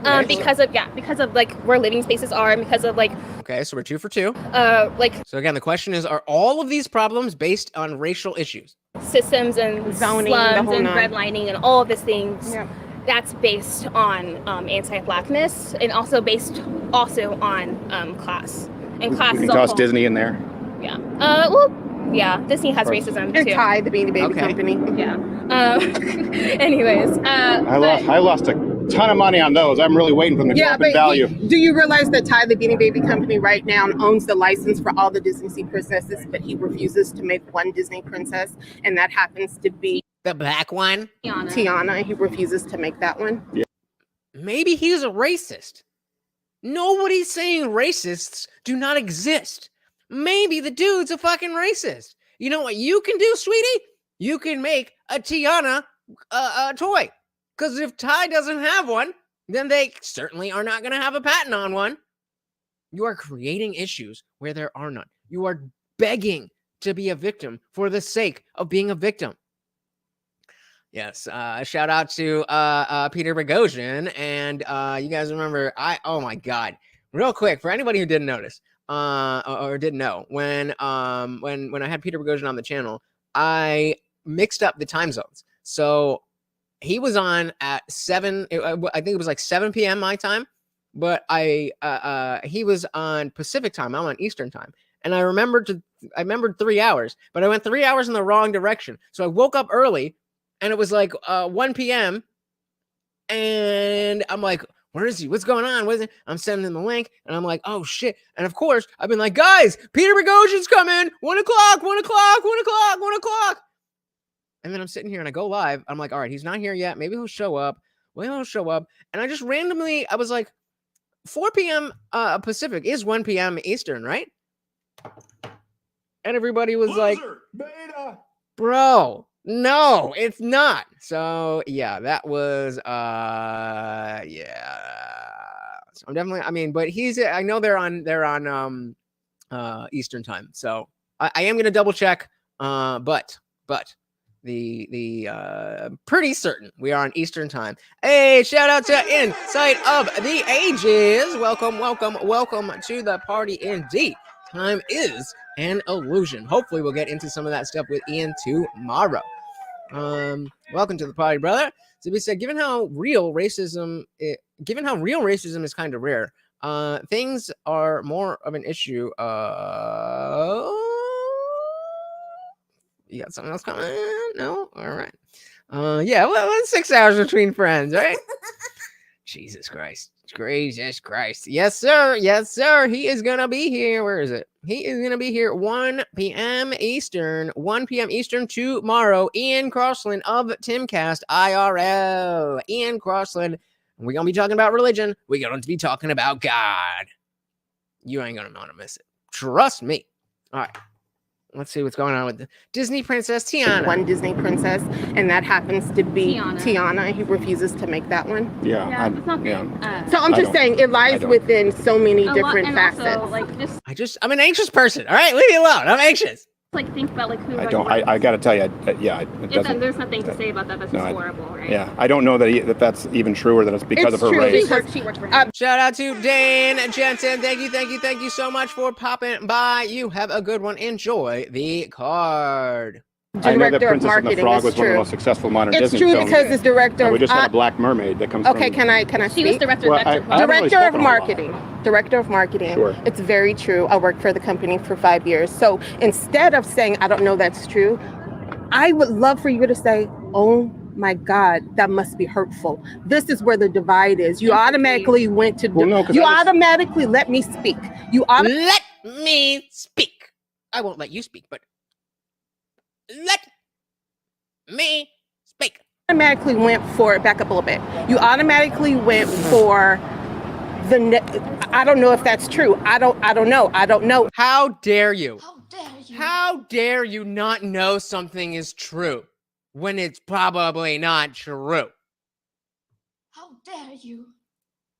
Indeed, he would. Definitely going to send them to mysickshirt.com if you'd like your own Indian Jesus t-shirt. mysickshirt.com.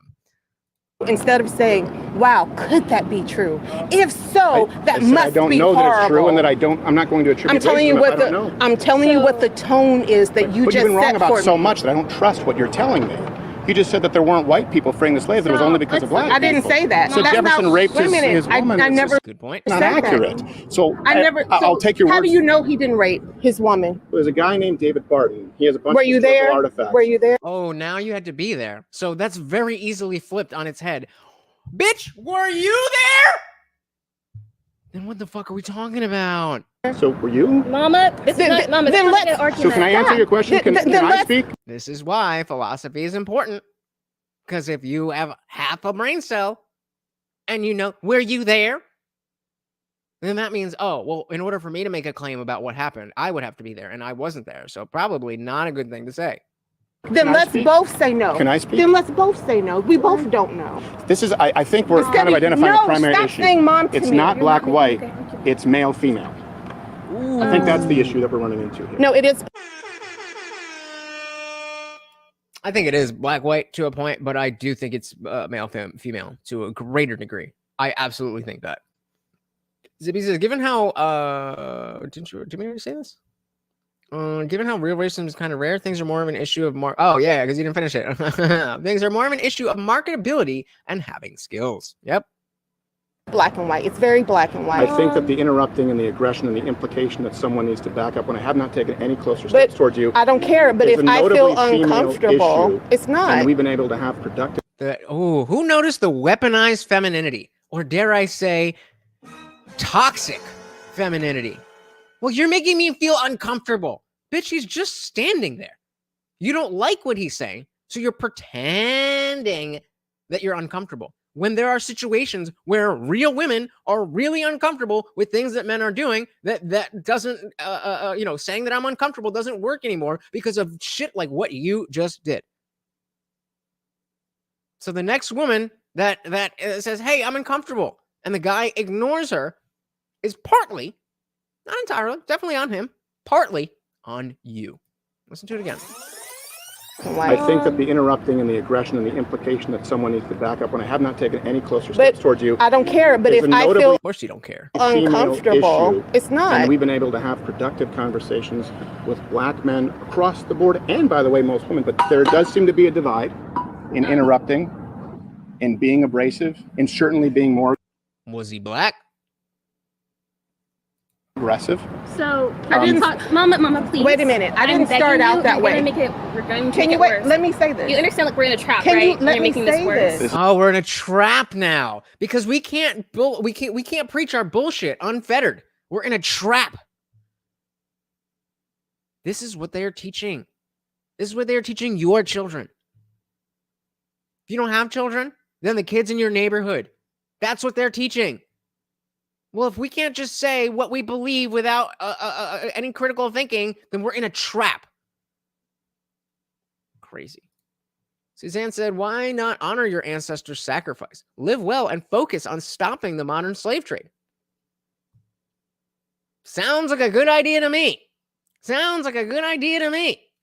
Inside Asia says, yeah, it's a problem when people march in race protests wearing clothes made by slaves overseas. But, they're not black, so it doesn't matter. It is a trap. Let me say this. How is it a trap? Please explain to us, how is it a trap? It didn't start out that way. Mm-hmm. You made me feel that way. I don't care. I don't care. Your feelings are your responsibility. Did I do anything that reasonably would make you feel uncomfortable? Then if you feel uncomfortable, go the fuck home. If a normal conversation with a normal person is not something you can handle, then don't. I'm pretty certain it's not on camera, but I'm pretty certain that he asked you if you would like to engage in this conversation. I'm pretty sure he didn't just stick a microphone in your face and say, you have to talk about race right now. Pretty sure. As much as Crowder can be a bit of a dick, I don't think that's what he did. Shout out to Christopher Combs. Welcome to the party. So my ancestor came to Jamestown from Ireland in 1610, 9 years before the first African slave was imported. It took 3 generations for a family to buy their freedom. Am I due reparations? Again, I will say, are you black? Then it doesn't matter. Welcome to the party, Chris. They're black, but Zippy says, man, she's crazy. Toxic femininity, dogma never once. Dogmatic thinkers cannot handle philosophy. Tried to argue it does not matter God exists or not. What matters is a God What matters is God is a theory created by man. Don't disagree. Don't disagree. Okay, good. I In care the about the- I care about conversation. Yeah, we need to see that again, because that is how this is how you handle when somebody tries to weaponize their own feelings to make it seem like you did something wrong. It is a trap. Let me say this. It didn't start out that way. Mhm. You made me feel that way. I don't care. I don't care. I know that I didn't do anything that would make a normal, rational person uncomfortable. And so if you're feeling uncomfortable, then that is your responsibility to deal with. You are free to walk away. Nobody's keeping you here. You're not a slave in chains. So if you're feeling uncomfortable, then walk away. Look at all the space behind you. Why do you have to tell him to back up? If you're uncomfortable with the space, then you back the fuck up, bitch. But you're so oppressed, right? And the white man standing in front of you, he's the oppressor. While you order him around, it's just so backwards. So the soul says, you made me feel. It's such a cop-out, an admittance of weakness, and how you'd rather give your power away to someone else's control, while at the same time wanting others to give you their power. Well said. Well said. Hey, shout out to Nick Luchetti. Welcome, welcome, welcome to the party. I am feeling much better today. Thank you, thank you, thank you. Good to see you. Good to see you. Glad you are here. Are here. I don't know what is wrong with me. Zippy says, but no crazy people either mindlessly believe in God or deny God exists. Very dogmatic. Then the anti-God person went nuts over the fact they were called dogmatic. Some people. Yep. So wouldn't that be called black fragility? I mean, according to them, it sounds like it. It sounds like it would fit that definition. But if he were to say that, yeah, exactly. But, it doesn't matter. Doesn't matter. It's all about color. It's not about reality. It's not about who is owed what. It's not about who was wronged. It's about I have a certain skin color. Therefore, I am better. Therefore, I deserve. Therefore, I am entitled. That's what this is. That's what this is. Okay, good. I In care the about I care about the conversation. facts. I wasn't Okay, intending so to make you feel that way. and It's if the you end look of back the at what I said, conversation. that's fine. You just shown your true colors. I don't care that you feel that Oh, projection. You just showed your color. Dilly dilly. way if you're wrong. And that Yeah, wasn't you the were in- trapped, and you guys, and this is Every horrible. single conversation today has been Yeah. productive. We found more in common than less. Every single one. Yeah. With the exception. Yeah, if you remember, I covered the first part from the earlier in this day when he released it like a month or so ago. I covered that, and all of the people, I assumed that this would be something similar, but it was I believe it was 3 or 4 different interviews with groups of people, and they all were like, "Oh yeah, it's not really that bad. Like I don't get racism all the time. Like yeah, there's racist things that exist, but most people are not openly racist. That's just not how most people operate." And then we come to these people on the same street who say the complete opposite. Exception of this, and this is the only one where I was told I couldn't have an opinion because of white fragility, and I You just don't have an opinion. I said personally that you could have an opinion, right? I said that multiple times. Oh, thank you. I'm allowed to have an opinion? Oh, thank you, 17-year-old girl. Telling me, a grown man, that I'm allowed to have an opinion. In sight of the ages, that if you're racist and think race limits any of us, it's a major way we allow globalists to control us. It is weak to participate. The U.S. needs to brush our shoulders off on the racism grift fast. Fuck yeah, bro. Hell yeah. Hell yeah. With a cosign from Suzanne. I love it. I love it. You come with facts and like proof, Right. Right? Because okay, here's my But thing. we haven't My addressed any of them. We have, especially with the same thing. I said from my sources and from my facts, we have a difference of facts and opinions. So we should have dropped that totally and completely. Okay, but there are no such thing as a difference of facts. You are either incorrect or you are correct. They are either facts of truth or false facts of statement. You can't have different facts. On to something else, like maybe the prison industrial system. Yeah, you can have an opinion, but I can just dismiss anything you say as white fragility. This is the game now. Or maybe something else that has more basis, but you just kind of hounded on the fact of one thing and you didn't really address. This is not like a great conversation to have, right? And now this is a struggle session. Now this is all the things that you did wrong. You could have came up to us, two beautiful black independent women, and gotten our thoughts that are so amazing. But instead you did this and you did that and you did that and you did that and you did that and you did that. And now, because you were so racist and systemic systems are so systemic that I'm so uncomfortable that I can't even talk about it. Shut up! And for my mom, she's not like, I'm trained in debate, so I know how to see certain debates you're making. And oh, honey, that is not something I would tell people if this is how you debate. Oh, honey, sweetie baby. Oh, no. I'm trained in debate, so I know how to see certain debates you're making. I'm trained in debate, so I know how to see certain debates you're making. I'm trained in debate, so I know how to see certain debates you're making, and I know how to move around them or know how to deal with them. She does not, so she'll fall into that trap a little bit more easily. Oh, so your mom's stupid? Is that what you're saying? It's not a trap, unless you're trying to win. If you just stop trying to win an argument and just have the conversation, then nobody's trapping anybody. So it's a struggle session. It could have been a good conversation and a much needed one. Nah. She's wrong. That's why she's struggling. Oh shit, she must have been trained to debate, like that video I posted on Discord. Oh, so she's trained in virtue signaling. Yep. Of how what trap have I laid? I'm really not trying to lay a trap. You're not laying a trap, but you're being difficult to talk to and understand. And there's yeah, it's difficult to talk to you because you won't agree with everything that I say. When I do debate, and you're supposed to agree with everything that I say.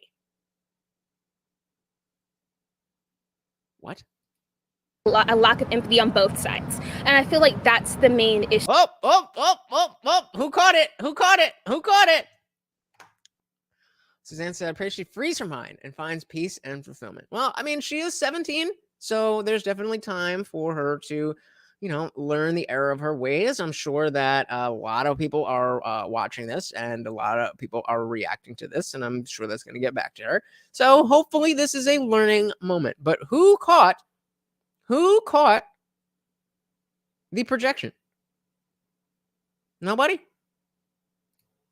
Still on screen. Talk to and understand, and there's a lack of empathy on both sides. Well, there's a lack of empathy on both sides. How do you know whether or not he has empathy? So all you've just said is that you have a lack of empathy. He's the one out here filming this, trying to have these conversations. Projection!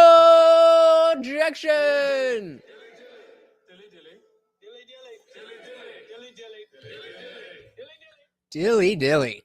And I feel like that's the main issue, is there's a lack of empathy on both sides, and we're not really reading each other or hearing each other. And that's where the main issue is. And mom, she's pretty strong-willed, she's pretty strong-headed, and when she comes to debate, she comes to win. I come from a different...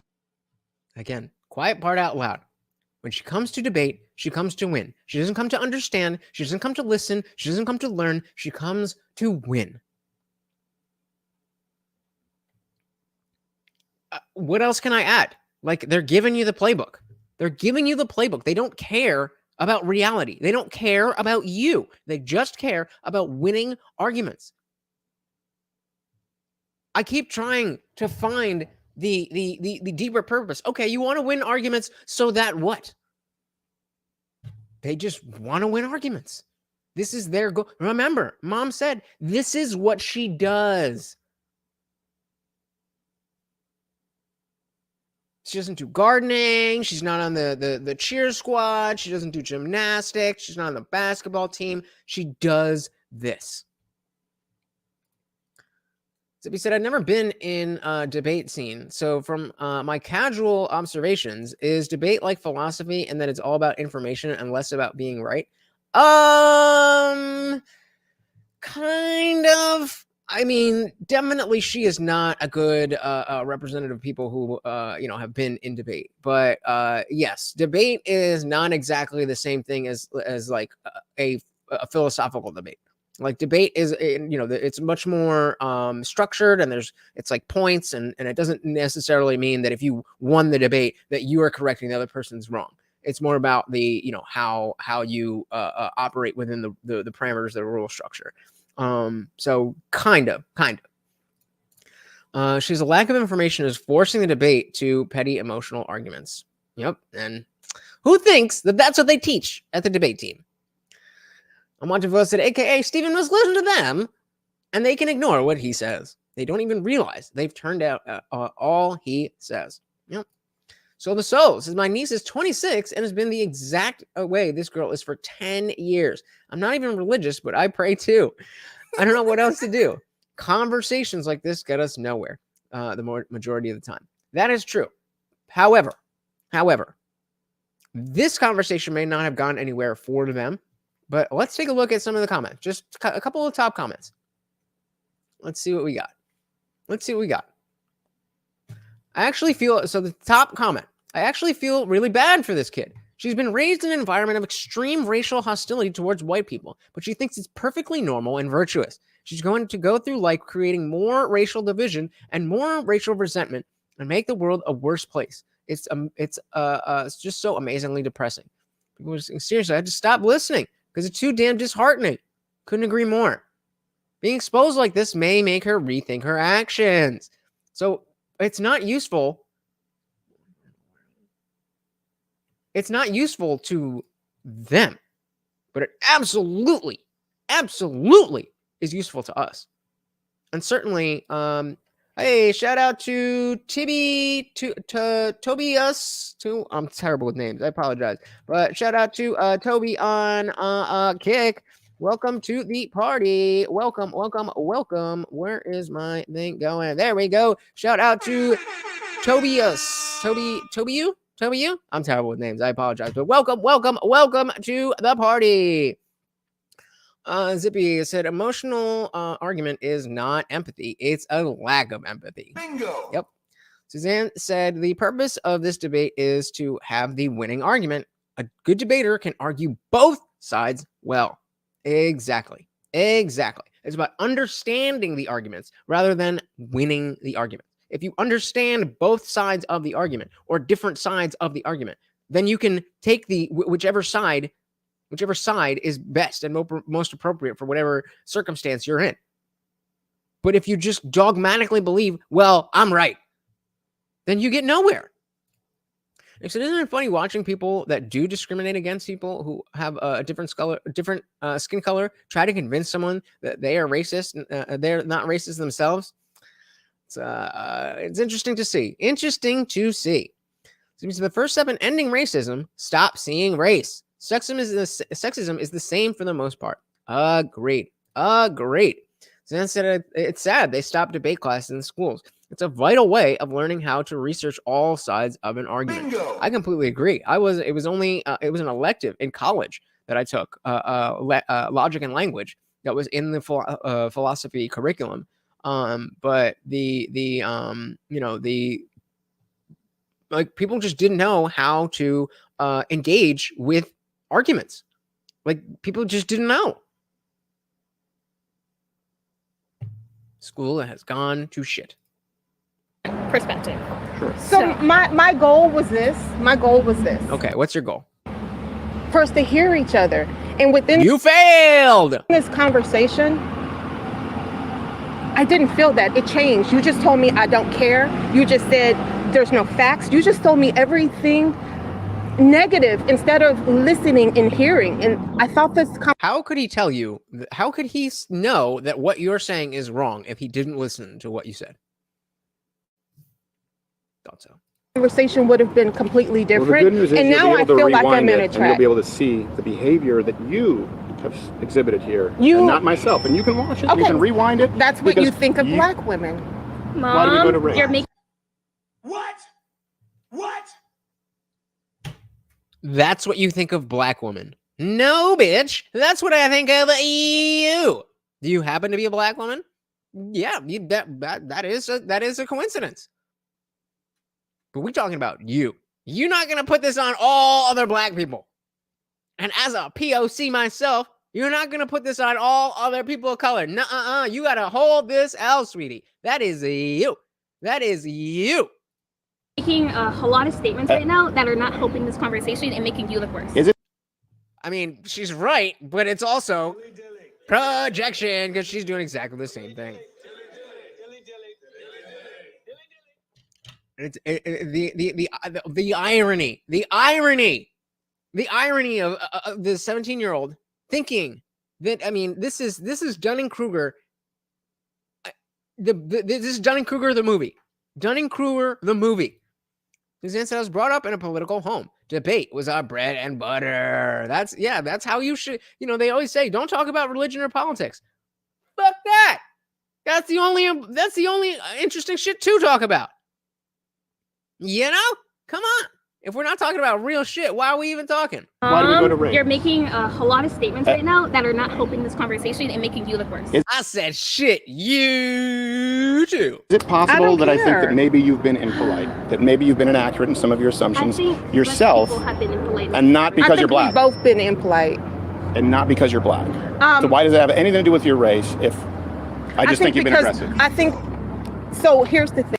Because so here's the thing. What happened was.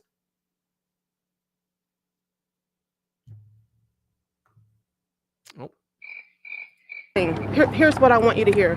Whenever a woman. So I'm just going to ignore your question. I'm just going to say what I want to say. You know, like I've been doing for this entire conversation.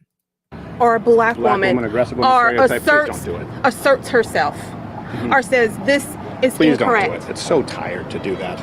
It's so tired to The just conversation's use another now generalization. over. That's Have a wonderful day. saying, Because the way you're treating me. because you see what You are being treated exactly the way you deserve to be treated. If you want to be treated better, you have to act better. You are not entitled to anything just because you're black and this and that and that and that and that. Yes, horrible things happen in this country to black people. That is not an excuse for you to be a raging bitch. Way you're when you treating say me. Mom, every time a making it black worse. woman asserts herself, no, Or a that's woman. not true. That's not true. Okay, That's not true. let's That's rephrase not it. what's happening. A lot of here. times, often there's a thing called temp policing. I'm sure you know about it, right? What is this fucking bullshit? Temp policing? What the fuck is temp policing?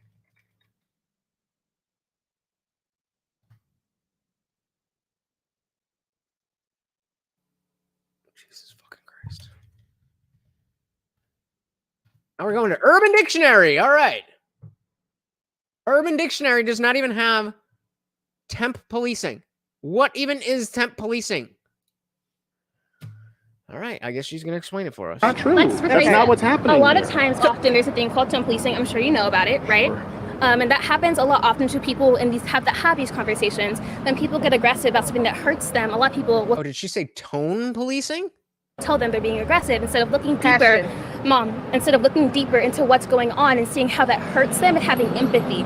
Oh, so somebody's being aggressive, and instead of having to take responsibility and accountability for the way that they behave, it's your responsibility as the white man to understand that she's a black woman that's just been through so much, and you need to tamp down your emotions and let her do whatever she wants because black. Empathy's the biggest thing. I have, but the thing is, But you're you not hearing haven't. me. I'm trying to hear The you. root cause of it is historical inaccuracy and lies that you've been fed. To say that the nuclear family is white supremacy, or it's an example of white supremacy, here's the thing. Do any of those ideas make black children's lives better? It makes it worse. The It makes nuclear it family worse. does not make really anybody's lives It's the better. single biggest indicator that you have success, of ending up in prison, of graduating high school, of being literate, or But having successful two marriage. parents, sure, that's useful. Okay.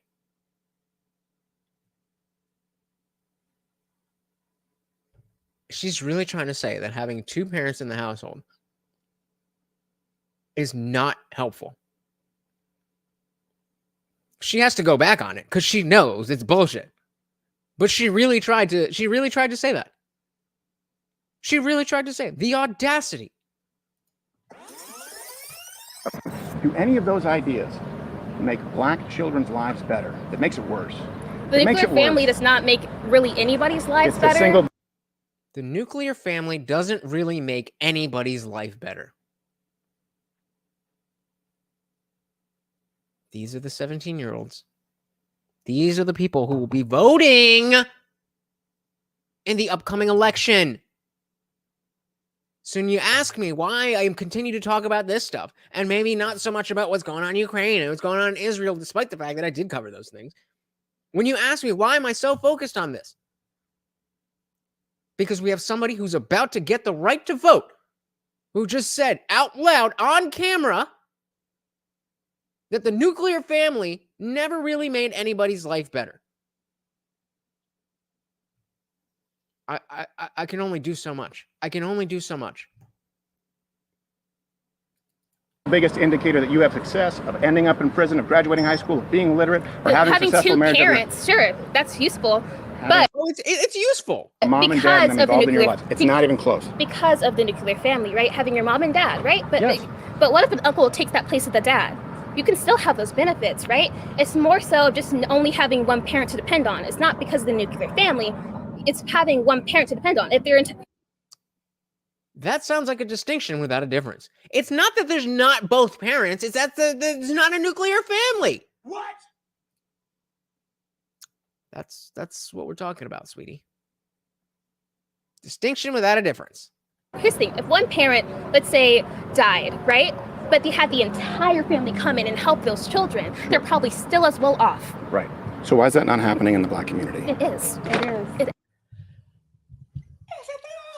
is. The Black community is very we're living communal. You guys out We're somewhere. living I think it. it's a beautiful thing that you are living. We're living But it's it. not. Statistically, it's not. Statistically, there are more children in there's the more Black single community. households? Yes, single households is not even close, and the family is not stepping in.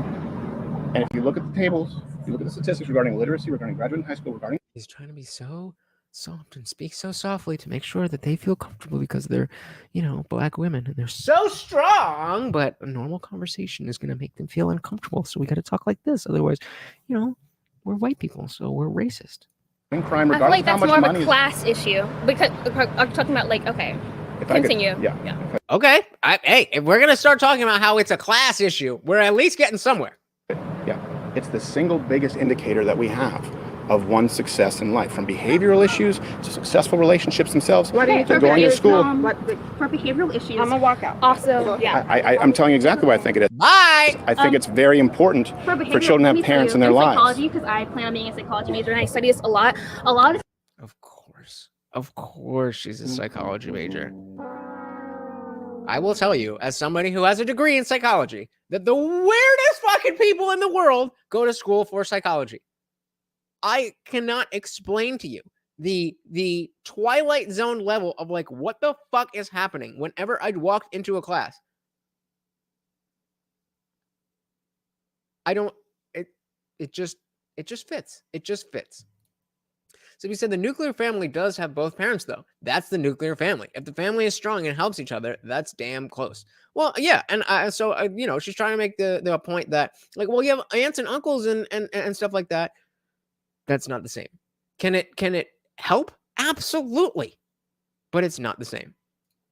She's doing the semantic obfuscation shuffle. Now remember, she's the one who has the language has been obfuscated to her. This is what Peter Boghossian pointed out to me, that she's not doing semantic obfuscation because she believes this is how these words should be used. She believes that without power, there is no racism.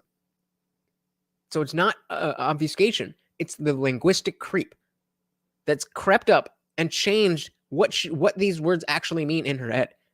So there's two levels: the people that are trying to make it change and the people who, in their minds, it has been changed. And she is now the second generation. So she's doing the linguistic creep shuffle. Christopher Combs said, those people who believe themselves to be dogmatically right need to understand that I'm dogmatically right. There you go. There you go. That's an argument. That's an argument. Love that one. Good one. Good one. time for medical issues and things like that, people will often diagnose Black children with behavioral issues instead of looking at other criteria. Prison. Murder, arson, theft. I'm not talking about ADHD. I'm talking about the chances of single-parent households. This is also a great Murder, prison, theft, Can I violent continue, crimes, please? right? Yep. I'm just trying to, this is like a little pinpoint so I can get you to see like a bigger picture, I suppose. So when you look at, You remember being 17 and speaking to a grown man? Like, all right, Crowder, you know, we all have our issues with Crowder. Like, I'm trying to get you to understand the bigger picture.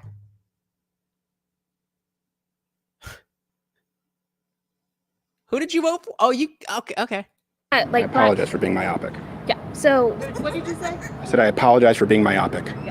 So, when we look at Black children, right, they're more likely to be diagnosed with ADHD and things like that, but also behavioral issues. So what was that? They tend to be.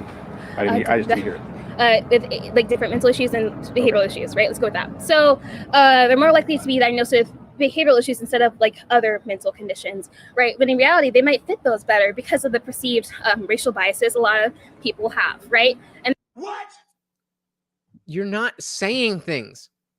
There's a lot of words, but you're not communicating any message. People will diagnose Black kids with behavioral issues when you know, other biases might have it and be right and appropriate for other people. You're not saying anything. I appreciate that you care. I appreciate that you are, you know, standing here having this conversation. But you need to leave room for the possibility that you are wrong, that you have more to learn. Without that possibility, your words are meaningless. She said, "Hey, well, at least for the last, at least she's doing pretty well for her 5 minutes of fame." I would disagree with that, but you know, each their own. Zan said, "I've been a lone parent since my kid was 1, now 19. My child has had all the fillers, and it was not a thorough choice. But I would not wish an absent parent on any child." Exactly, and it's not to be offensive to say if you you know, if you have children and the other parent is not in the home, that you're a bad person. It's just an objective fact that is not good for the development of children. You don't have to cry about it. You don't have to get personally upset by a true fact. You just have to understand that regardless of how you feel about it, it is real. Wanted Foe said, understanding the bigger picture by looking at this one very specific small issue that isn't a cause nor the root. Makes sense. Nick said, why do college kids think they know everything? Because their professors act like they know everything and they're giving the kids all of the knowledge. That's why. Most people realize as they learn how little they know and how much they have to learn, but not most college students. Yeah, well, that's what I'm saying. This is literally Dunning-Kruger happening in real time. Not familiar. Oh, God damn it. Dunning-Kruger effect. Not familiar with the Dunning-Kruger effect. What's a good one? They're gonna give me the smallest one. I know it. Right? Oh, perfect. So this is the Dunning-Kruger effect. So this is, you know, how much knowledge do you have on something, and how sure are you that you're right about whatever it is. So you start relatively low, but as soon as you learn something, you're like, oh, okay, I didn't know that this existed. I knew what was here. And they call this on this chart, they call this Child's Hill. This is also called Mount Stupid. Mount Stupid. Because you're all the way up there in confidence and you don't know jack shit. But then you start to learn a little bit more and you're like, oh shit, okay. I don't know as much as I thought. Then you get all the way down here and you're very insecure despite the fact that you actually know a decent amount. And then as you learn, you're like, oh, okay. I'm learning more and more and more and more. So these are these ladies right here. Right here. This is the mother and this is the daughter. The mother's here because she's like, I'm done. The daughter's at least willing to engage. And she is. I do think she will fall down this, you know, into this canyon. And hopefully, maybe due to this video, she has the time to think about what she has said, what she thinks, what she believes, how she believes them, why she believes them, all of these things.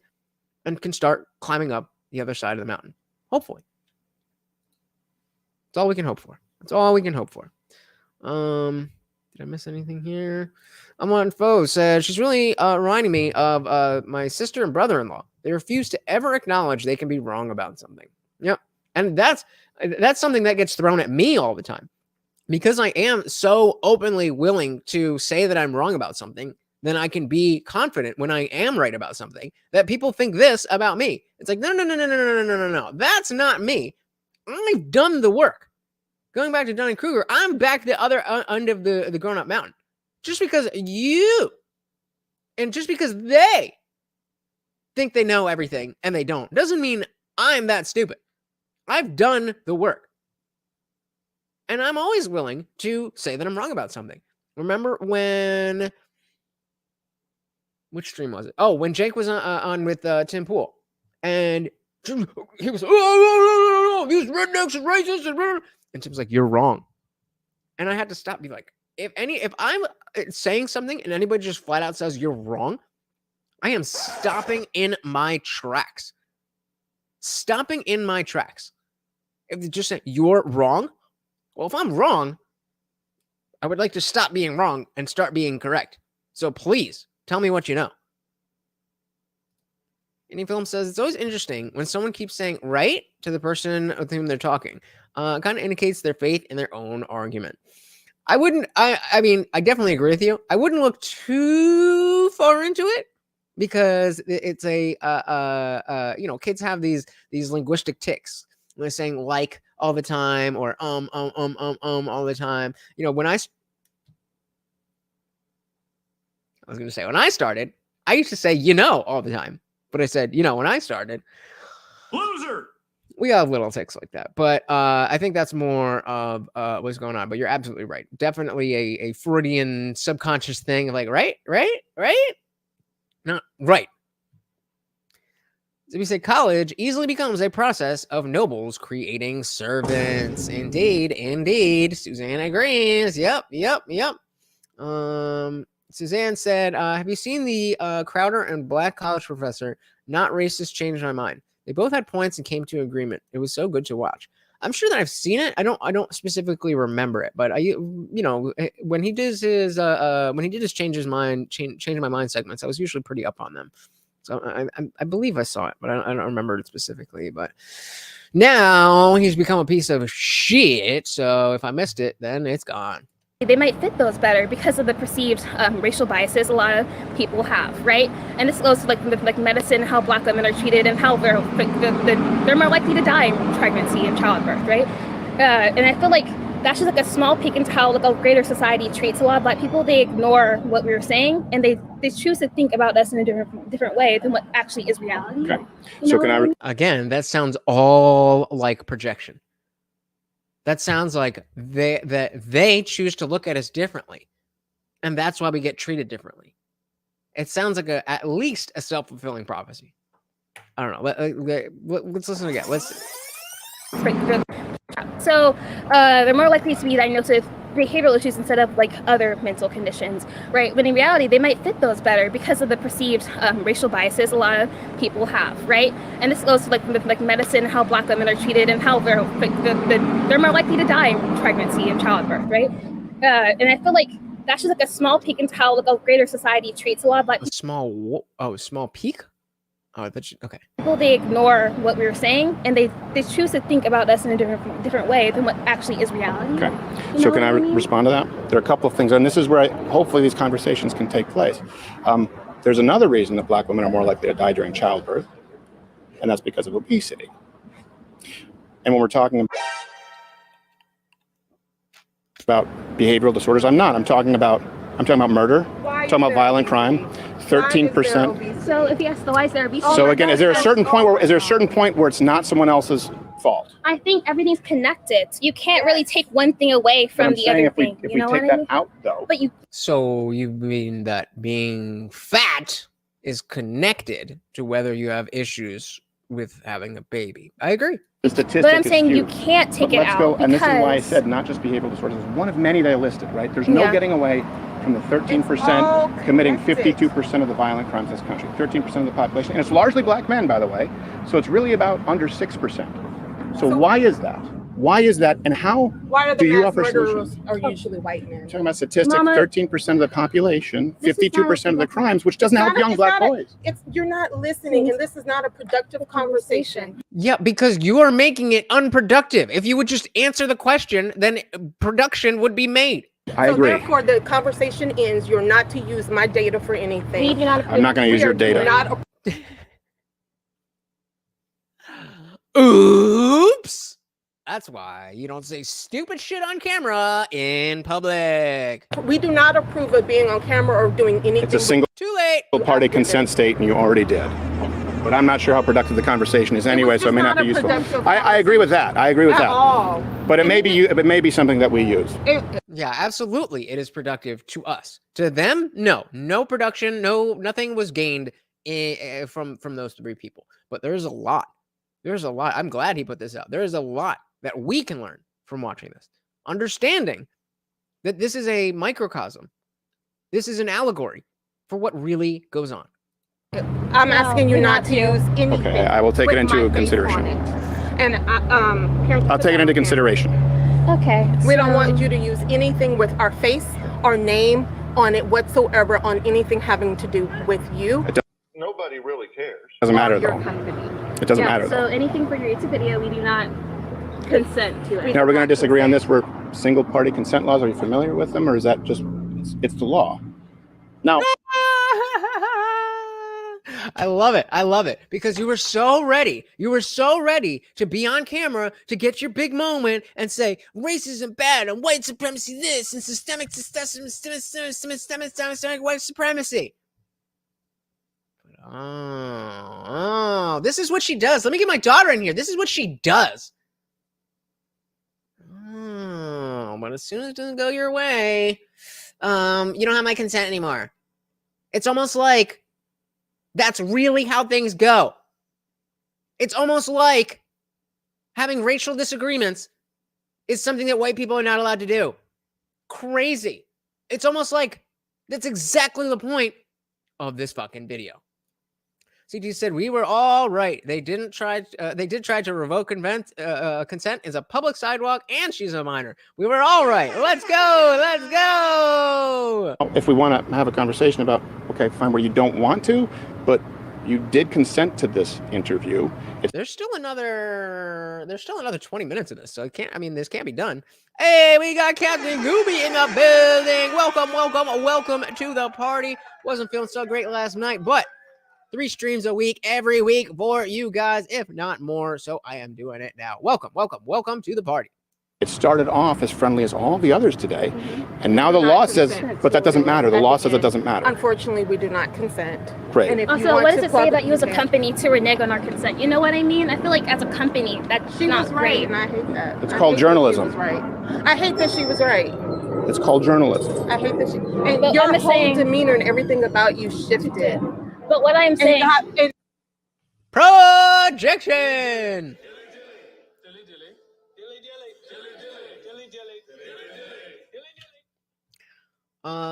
When is the thing with Ian Crossland of Timcast IRL tomorrow, 1 p.m. Eastern? 1 p.m. Eastern, Ian Crossland will be here live. Make sure you are here. Do not miss it. It is definitely going to be an interesting conversation. We only have him for an hour, but I'm definitely going to get the most out of it. Shout out to Misanthropic Altruist. Welcome to the party. Stop and try if the video title is fake news. I don't think so. I think he, it's not like he got a smackdown, but I think the notion of trying to have these conversations, it's humbling when you see that people are genuinely this blockheaded. They're it's humbling to see when everything that you fight for doesn't reach most people. So, take it for what it is. And I was so open for a beautiful conversation, and everything about you shifted. Like what? What shifted? Please give one example of something that shifted. Oh, Projection. Yep. Yep. I mean, he said, "What's Steven's dumb take on race?" I missed it. Well, I mean, they didn't really get too far because these people are not willing to have a good faith discussion. But the point on him being humbled is that this is what the conversation really is. This is what the conversation really is. This is the attitude that you're going to get if you try to go out and do this. I think it shifted with the idea of microaggressions and white fragility because that's racist. And that's my opinion. And you don't agree with it, that's fine. And you'll say it's privilege. And you'll say that obesity is because of white people. And you'll say that the murder is because of white mass murderers, but you haven't listened. Keep walking. Absolutely. Everything I've said is white privilege. Everything is. Did she just tell him to keep walking?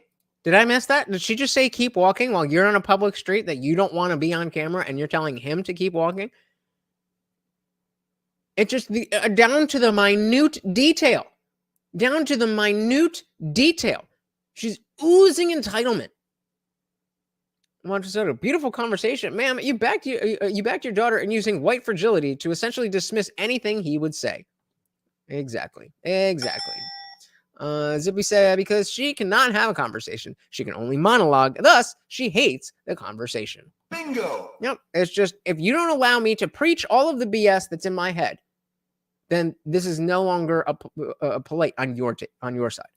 White privilege. That must be it. Just think about it as like a company. Yes. This is not great for, like, if somebody straight up said we didn't give you consent, that's not good for Can I ask, company. why do you think you're the only ones where that's the case? I also have a question. If your goal is to show this love and this great community, this is just not productive. Right. No, I agree. Should be shown. I don't think that this is good ambassadorship for that. No. At all. So why are you fighting us? I And saying thought it you was don't going to want be this a shown? deep, great conversation. So why Then why didn't you take it there?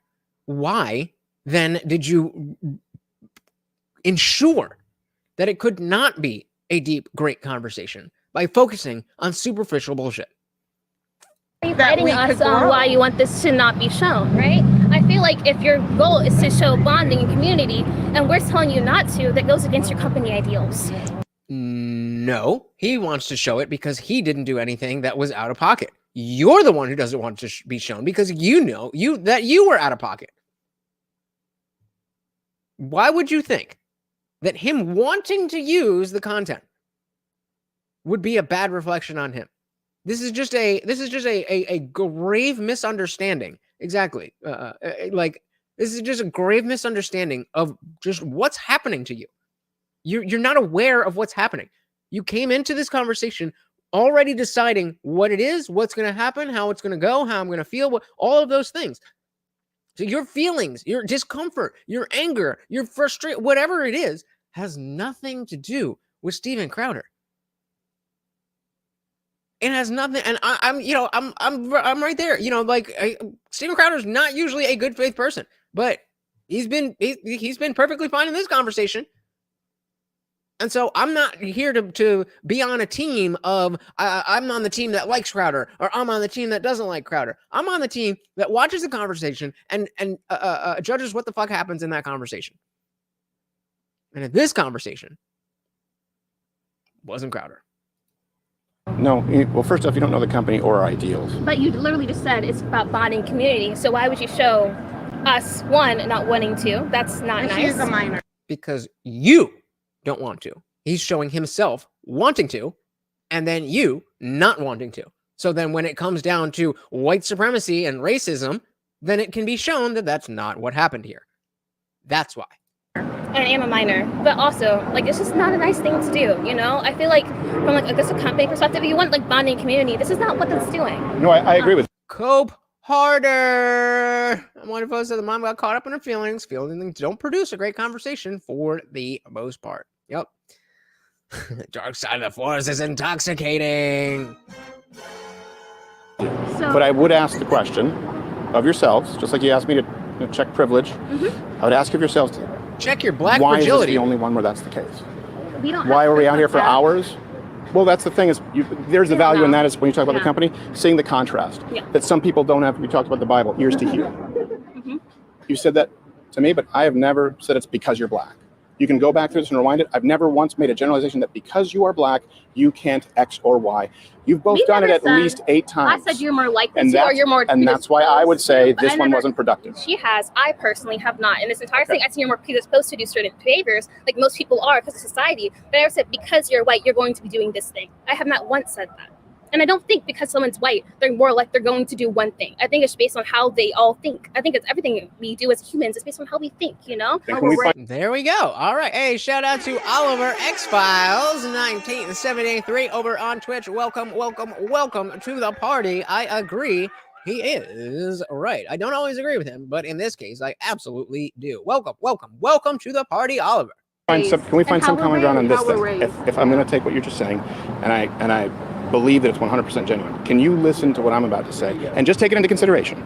So if you just said that you've never once, and you're rolling your eyes. I'm rolling. One thing that I'm about to say, because everything I say, you say, well, no, believe what I'm taking you as genuine at your word. Take me.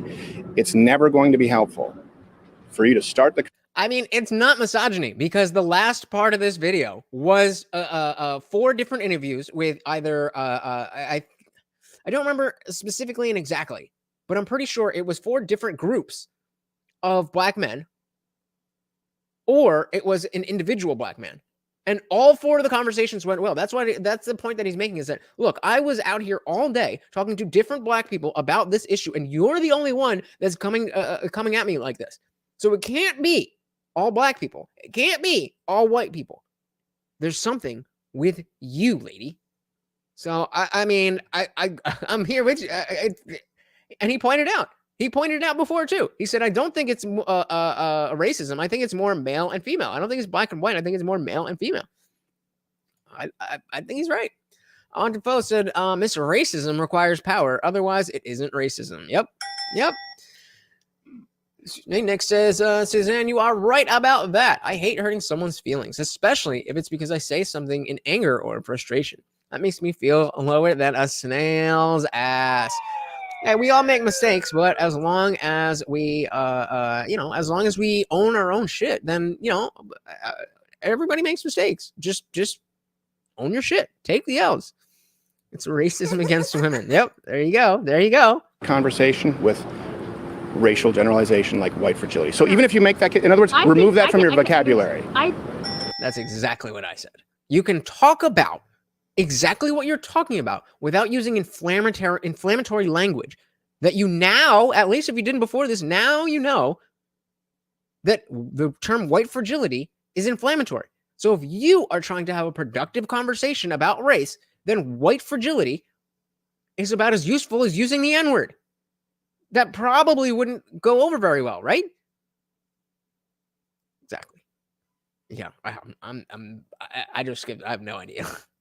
And maybe argue the I argument. think it's a concept. I think the word is like a buzzword, but the concept itself is valid. That people is it though?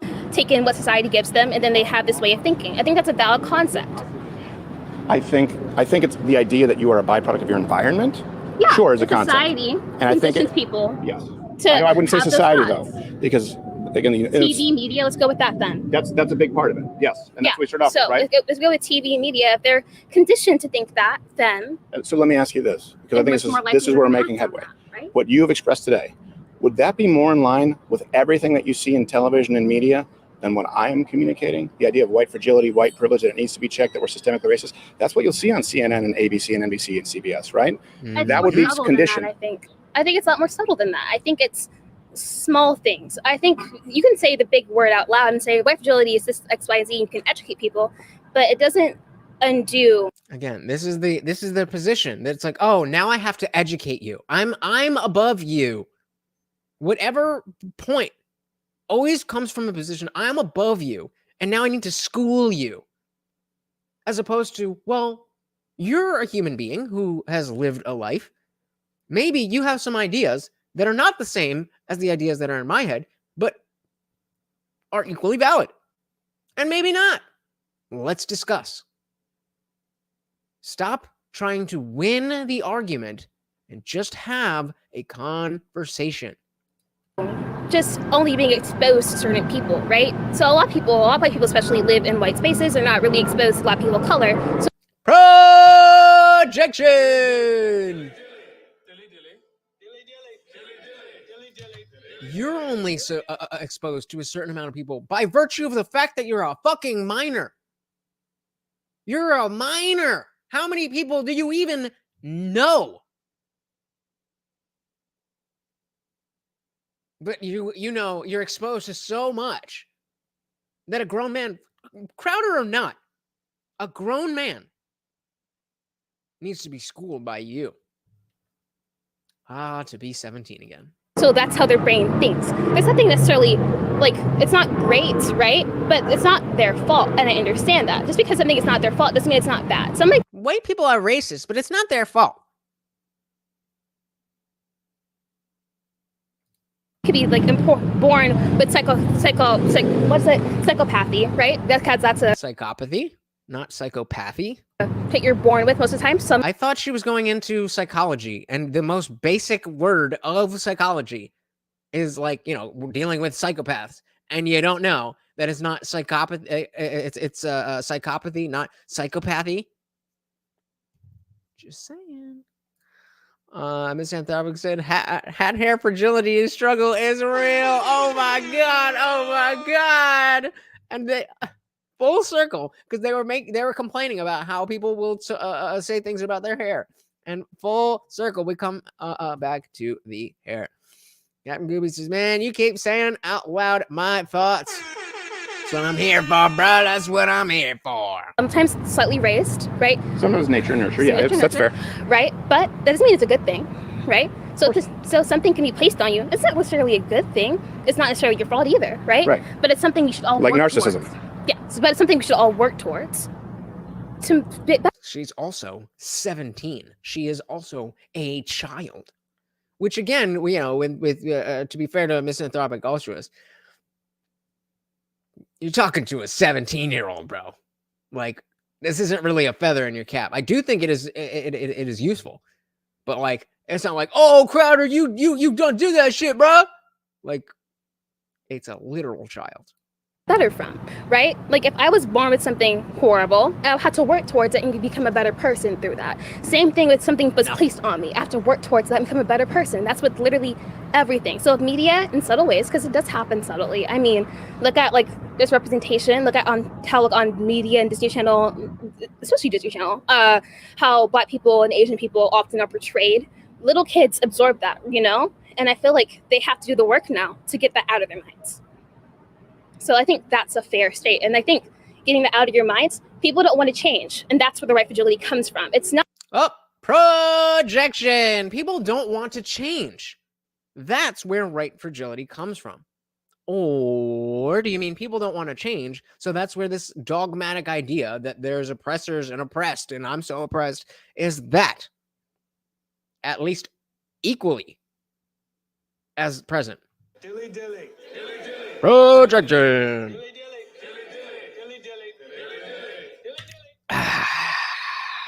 Love the taste of projection. Amon DeVoe said this 17-year-old seems more intelligent than her mom. I mean, well, again, you know, this is what she does. It's not her fault that she's been taught all this stuff. I think I would agree with you. The problem is that a smart person with bad ideas is more dangerous than a dumb person with bad ideas. So I don't know if that's necessarily a good thing.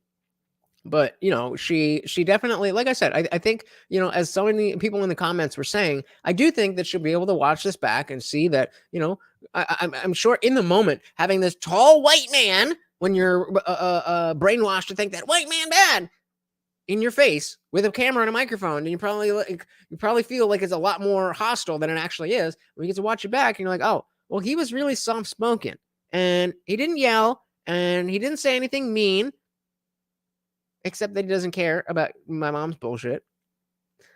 So maybe I need to change things. We're not going to know. We're not going to know. That's all we can hope. That's all we can hope. Soul to Soul said to Zippy, I was laughing more at the masochistic, but yeah, you have a really good attitude about it, and you aren't afraid. There you go. Yeah. Shout out to Zippy Does Train. People in general don't want to change. It's a part of human nature. Yep. All right. So, and I'm surprised because that last, I thought they were done after like 10 minutes ago, in terms of the video, but we still have like he really reeled her back in terms of being willing to have a discussion, and then we still have 13, 14 minutes left. There's got to be something here, right? Not really because they're fragile, it's because they don't want to change the way they think and they don't want to go against the grain because they don't want to admit to themselves that they've been socialized in this way. And it's not their fault, but they think it's their fault because it's the way they think. Yeah, I think that is it's the most unproductive way of thinking of these issues that you can imagine, because there's no way to absorb new information. There's no way to use a critical thinking lens, because no matter what I say, you will say maybe it's not white people's fault, but it's because they're white. And if you're going to educate, they're white. Let him speak. I think this happens with Asian people as well, I think, for example, affirmative action, right? They were being screwed by that at Harvard. At I wasn't talking about that. I was talking about Asians for sure. I don't think it's Asian for Can you let me continue my sentence? That was projection. I love that. That is the best fucking type. When somebody is interrupting you and then has the audacity to be like, can I finish my sentence that I interrupted you with? Crazy. People are fucking crazy. Exactly. I finish with my answer. I was already talking before you did your answer. No, you weren't. Roll the tape back. But what I was saying with Asian people, I was talking about. See, that's how he uses the look at the camera as a, Jim the camera moment. Sometimes Asian people have this idea of black folks because they're only black folks. They're only. I'm mad. I have nothing left. I have not. This is what I got. I'm hoping that it's gotta last me. It's gotta last me. Suzanne says making fun of one's dark side keeps it in check. Indeed. Shown a lot of the times are these bad stereotypes, especially overseas, right? And I feel like it's still bad, but it's not their fault. So they have to work through that, right? What if it's because they've been the victim of black violent crime at a disproportionate rate? I'm talking about overseas right now. They probably haven't statistically. But in the United States, it's unbelievable. I'm talking about overseas right now. So can I ask you? Why are you talking about overseas? We were talking about racism in America. Why are you talking about overseas? So overseas, like in Asia? So here's overseas, yeah, like in Asia, in Japan, in Korea, where we're a monolith of races, right? Yes. So the undertones. The microaggression, undertones. Tones that I'm feeling from you right now. Again, still don't care. Don't care. We're having a conversation. There's words that are being said. Those words have meaning. If you take a different meaning than what those words mean, that's a you problem, sweetie. That is a you problem. Shout out to Bon Zig in the building. Welcome to the party. Good to see ya, brother. Good to see ya. Wonderful. I love that she changed to overseas, but never made that obvious or stated it. Yeah, it's just like, well, no, I'm just talking about a different thing now. I'm talking about an entirely different topic. How do you not get that? Hey, we got a new person. Shout out to Cyphers in the Discord. Welcome. If you join you have access to the free chat channel. If you become a channel member, your permissions get changed and you get access to the full thing, including our after party. That is, hey, Captain Gooby, shout out. So if you are if you become a channel member, you get access to the full server, including the after panel. We got Jin June over on Twitch said free Palestine. I'm not really looking to get into that, but fair enough. Palestine is not Hamas. That is definitely true, but I'm not really going to go over that again. But welcome to the party. When does black people of color take responsibility? Why are black women overweight? Why are men locked up in prison? These are the things that you're amplifying, right, in our conversation. Yes. Those are good questions. Those are questions that we would like answers to. All right.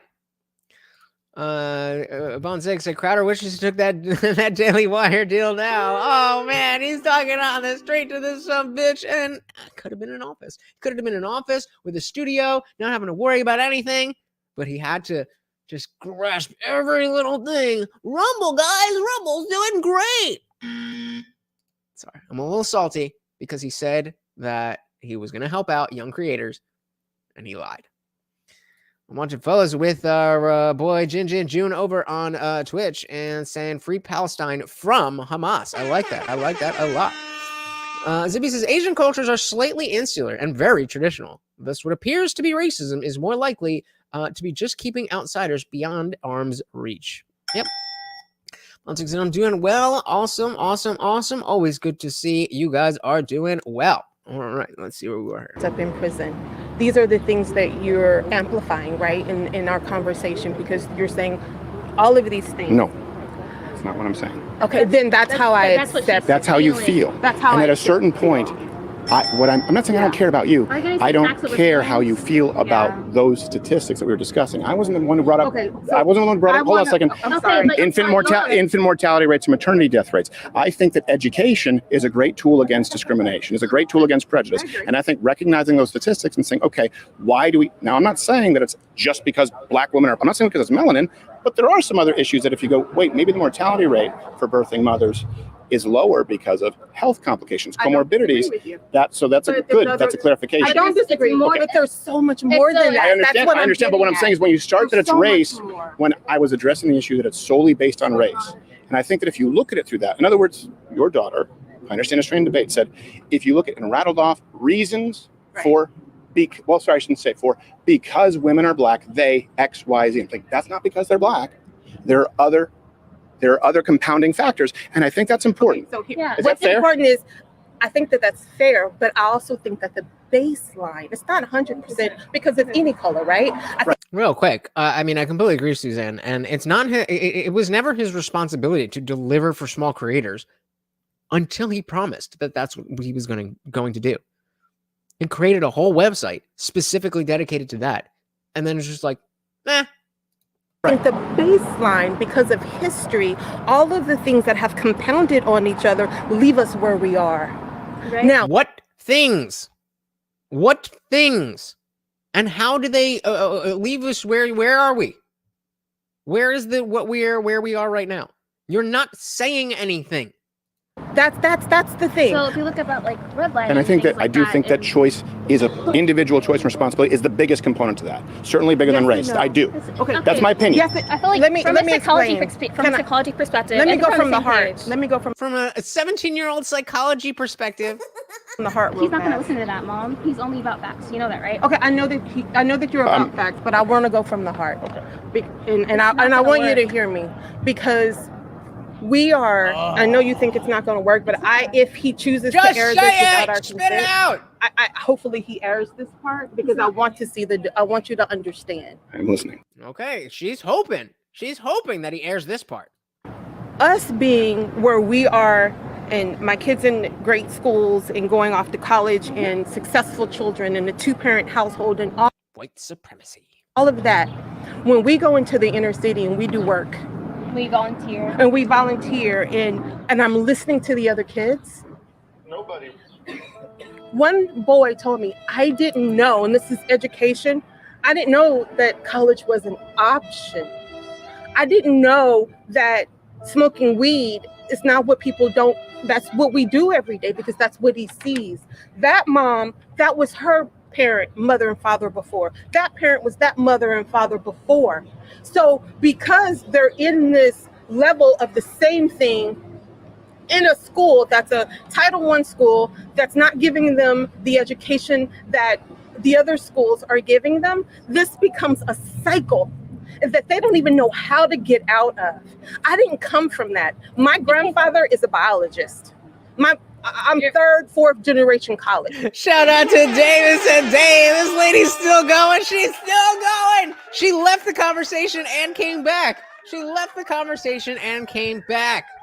And she's still just crying. And the thing is, nobody is disagreeing with the fact that there are things in society that are different for black people, that are harder for black people, that are harder for people, all of those things.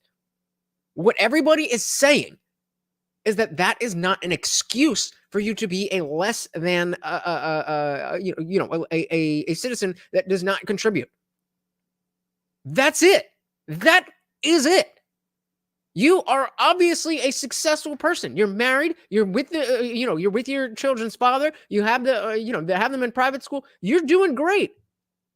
I know a lot of white people who would die to be in your position. But still, you need the violin because you're black. I mean, come on. We said shout out to an 80-year-old biologist. I want you folks to remember she isn't consenting to any of this. Let's remember, guys. She's not consenting to any of this. So then more like another, Zippy said, and he is saying that education will raise them out of it. Thus, talk about education and being productive. That will take them out of the cycle. Talking about race is keeping them in the cycle. Agreed. Dave said, I hopped in a few hours ago while I was on a walk and definitely didn't expect this conversation to still be going. To be honest, neither did I. Neither did I. But here we are. Here we are. So this is myopia to the extreme. Yep. And surprisingly, she's like, what did you say? When Crowder was like, well, I apologize for being so myopic. I didn't come from that. So seeing that and understanding that, even as an affluent black woman, seeing that our inner city kids don't know how to get out, don't have the education to get out, and that's so powerful, and that's the and it's main heartbreaking. issue. It is heartbreaking. That is why we should focus on the actual issues, like the class issues, that there's a bunch of white people in those same situations. There's a bunch of Mexican people in those same situations. There's a bunch of Asian people, Indian people. It's not about race. Nobody is saying those kids deserve that. Nobody is saying that we don't want to help those kids. You are the one obfuscating the conversation. Inside the agency, these are people of privilege. Bingo. They feel guilty about it. And instead of building ways to reduce the class divide, they have been convicted to focus on race. Bars. Insight of the ages. And Susanna agrees. Hell yeah. They've been convinced to focus on race. Absolutely. Absolutely. And this is why it's important for us to watch this stuff, to see how people operate. So when they're when they come to you with this BS, that you understand what's happening, and you don't get ironically, as they were projecting, caught in a trap. It says, don't cry about racism. That doesn't help. Don't be part of the problem. That does help. Yeah. Bunch of folks said, insight comment of the night, vote number 1. Let's do it. Start for comment of the night. Let's drink to it. I only got a little bit left, but we gonna drink to it.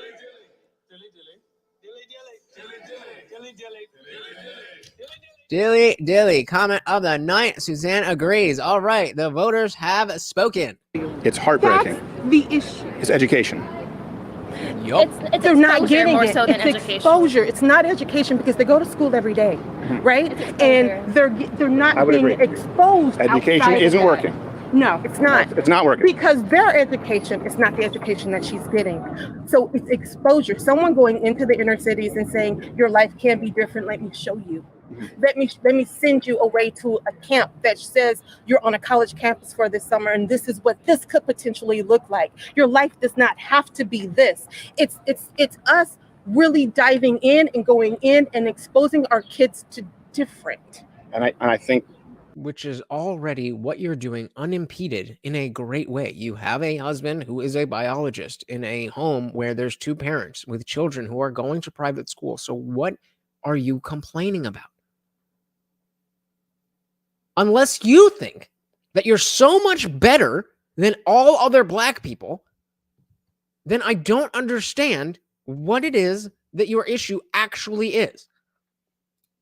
They said, not gonna lie, even though I recognize racial divisions being exacerbated along racial and historical lines, I agree that addressing disparity along class lines is the most effective and least divisive way of addressing that disparity. We all agree on this. David, our resident lefty, is saying exactly what we all agree with. So it cannot be a left-right issue. It cannot be a black-white issue. That doesn't happen. We wouldn't be agreeing. But here we are agreeing that there's absolutely racial divisions. They are being exacerbated There is historical racism. But doing this, putting on the lady's shoulders, is not helping. Ironically, it's Steven Crowder, of all people, who is trying to help society here. The man who does nothing that doesn't benefit himself. I mean, of course, this is benefiting himself, but he is the one who is trying to bridge the divide. If you're in a conversation with Steven Crowder and he's the nice one, you fucked up. You fucked up. Montefiore said she's arguing her life isn't a good example. At least that's what it feels like to me. Yeah, I agree. That she's saying, well, I mean, obviously, I'm better than all them other N-words. You know, I figured it out. But, like, black people can't figure this shit out. That's what you're saying. If you did it, why can't they do it? What's wrong with them? What is it that makes you believe that black people are so unable to do exactly what it is that you are doing as a black person? Insight of the Ages. It's funny she talks about the cycles of destruction, but is fully engaged in perpetuating the racial divide. America already solved this to the degree it can be. Okay? Focusing on it keeps us vulnerable. America already solved this to the degree it can be. I think I agree with you. Can you say more on that? I think I agree with you. I'm just not 1,000% sure where you're coming from.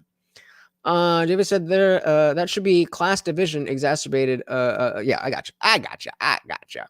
And y'all all fucking shit up, huh? And so he said all these race hustlers voted for the politician with ties to the KKK and the Dixiecrats, Joe Biden. Come on, man. Joe is literally the founding father for the for-profit industrial complex, his crime bills. And I mean, you know, nobody's saying that like the crime bills weren't bipartisan or anything, but if y'all are making these kind of arguments and then you go with Joe Biden, Come on, man. it's too easy. It's too easy. You can't sit there and be like, "Oh no, we have to keep out Trump, but let's put in Joe Biden to fix racism." What? If I was smarter, I would have a joke about that's like putting something with a something, but you fill in the joke. I don't know. I'm not smart enough. Simi said the issue is missing. The issue she is missing. If you focus on race, it takes all the power away from fixing everything. Yep. Oh yeah, I know he wrote them, but like sometimes people will come back and will say the Republicans like those. The Republicans were all about that too. It's like, yeah, but y'all are the ones who were saying the Democrats are so much better. But it's literally Joe Biden behind all of us. You said if you get rid of the fluff in your arguments, it removes much of the fluff from the movement. Oof. Well said. All right, let's see how this lands. And going in and exposing our kids to different. And I think two things. I agree with that, and that's why we're out here. It's incredibly heartbreaking. And I understand what you're discussing, you know, coming from my father was raised in Detroit, the bad area of Detroit, right? He was there when they did the first cross-district busing interracial system, and it didn't go well. They had the Detroit riots, right? Yeah, but he was white. Right. He had people that it worse were friends, dads who were black who were cops. They had to go home in unmarked cars. They were being shot by other black men who were snipers on rooftops. It was a horrible war zone. He lived through it. And I understand the statistical reality and how unbelievably... Just a PSA. Doing this will make you hotter. The air that you get from your hand is going to be superseded by the amount of energy that you're using. So this is what stupid people do. If you get a piece of paper or something, and you do that, now you're doing something. Look how much less movement to get the same amount of air. Just a PSA. Don't get caught doing this. Oh, bad luck. Really, really bad luck. War zone. He lived through it. And I understand the statistical reality and how unbelievably hopeless it is for a lot of people, by the way, in this country. And certainly black kids in inner cities. Okay, I agree with all of those things. Zibby, she is a child. Now, I would just make 2 points and allow you to just for a moment consider that this isn't coming from white privilege, but that it's a space in which I work, and maybe I am well read enough to propose a solution that I think we could all at least take a step toward. Okay. One is, I think school is not going to, we both agree, school isn't fixing it. Nope. Okay. Now we have to agree that it's not because of money, because these schools get the same amount of money if you look at it. They do. Per pupil spending is okay. We're talking about public schools. These public schools, it's unreal. But can I just finish, please? Let me finish one trail of thought here. Let's assume that I'm not lying about that. Okay, let's assume that per pupil spending is comparable. Okay, I think the most important thing is going to be the kind of household that you have created with a husband who you love. I think that's far more important than school. Which let's not forget, let's keep it right fresh in our minds that she is already doing a great job of doing that.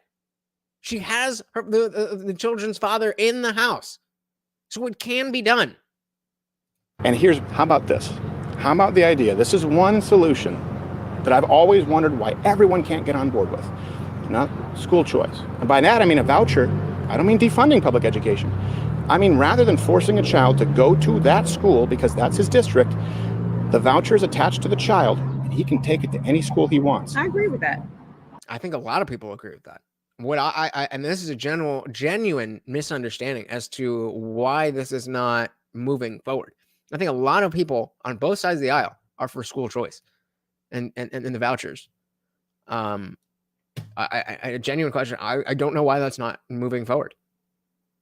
If we're willing to spend the money on the child, and they don't have if if you're not going to send your kids to a good school when you have the option, then okay, that's society's gonna the chips land where they may, but at least the option is there, and it's not like we're not dumping money into public schools for nothing to happen. So he says the fluff devours the revenue in a movement, corrupting the movement and making it promote the fluff. It's a vicious cycle in human system. Yep. So then, the Democrats do not agree because they are hostage to the teacher unions. But Data says lose me at school choice because it doesn't do anything to bring up underperforming districts. What do you mean? It creates the competition. So if everybody is moving from a bad school, that forces that school to be better. Otherwise, the school closes down and only better schools exist. That's capitalism. That's the free market. Good stuff stays. Bad stuff leaves. Am I wrong about that? Do I not understand how school choice is supposed to work? We can't. I mean, you're right, but this is going back to George Bush's "No Child Left Behind," where bad schools get more funding, so they create the need for the funding because they're going to get more money. I don't think that funding a bad school that gets less funding doesn't get better. It exactly. If it's not going to get better when they need to get better, then it needs to close down so that the kids can go to another school that is going to get better. What is the alternative? Leave the kids in a bad school? This is what I don't understand. Right. That's the point. If the school is doing bad, they can leave the school. Why is that a bad thing? Who is being hurt in that equation? It's government money. You can't afford to move. You can't afford to this. It's funding from the government just so you can go to whatever school you want. And so we have a bunch of we have a bunch of conservatives, Republican voters here saying we are in favor of the money of the government giving money to people for the sake of the children. But that's not good enough because it's not all the children. So fuck it. That's what it sounds like to me. And I'm being somewhat facetious, David, but that's what that's what it kind of feels like. Your position is that it's not good enough, that we're not saving every single child, that we can't leave any child left behind, that we shouldn't try to help the children who want help. We shouldn't try to help the children who can be helped unless every single child can be helped. That's not reality. That's not how the world works. We need to take our wins where we can get them. If one child can do better, why would we not want that? David said, honestly, I think the biggest issue is the amount of overhead that goes towards administration, leading to less funding going towards teachers and ultimately real poor educators taking the job. Fair enough. Maybe so. But that still doesn't address how the school choice hurts any child.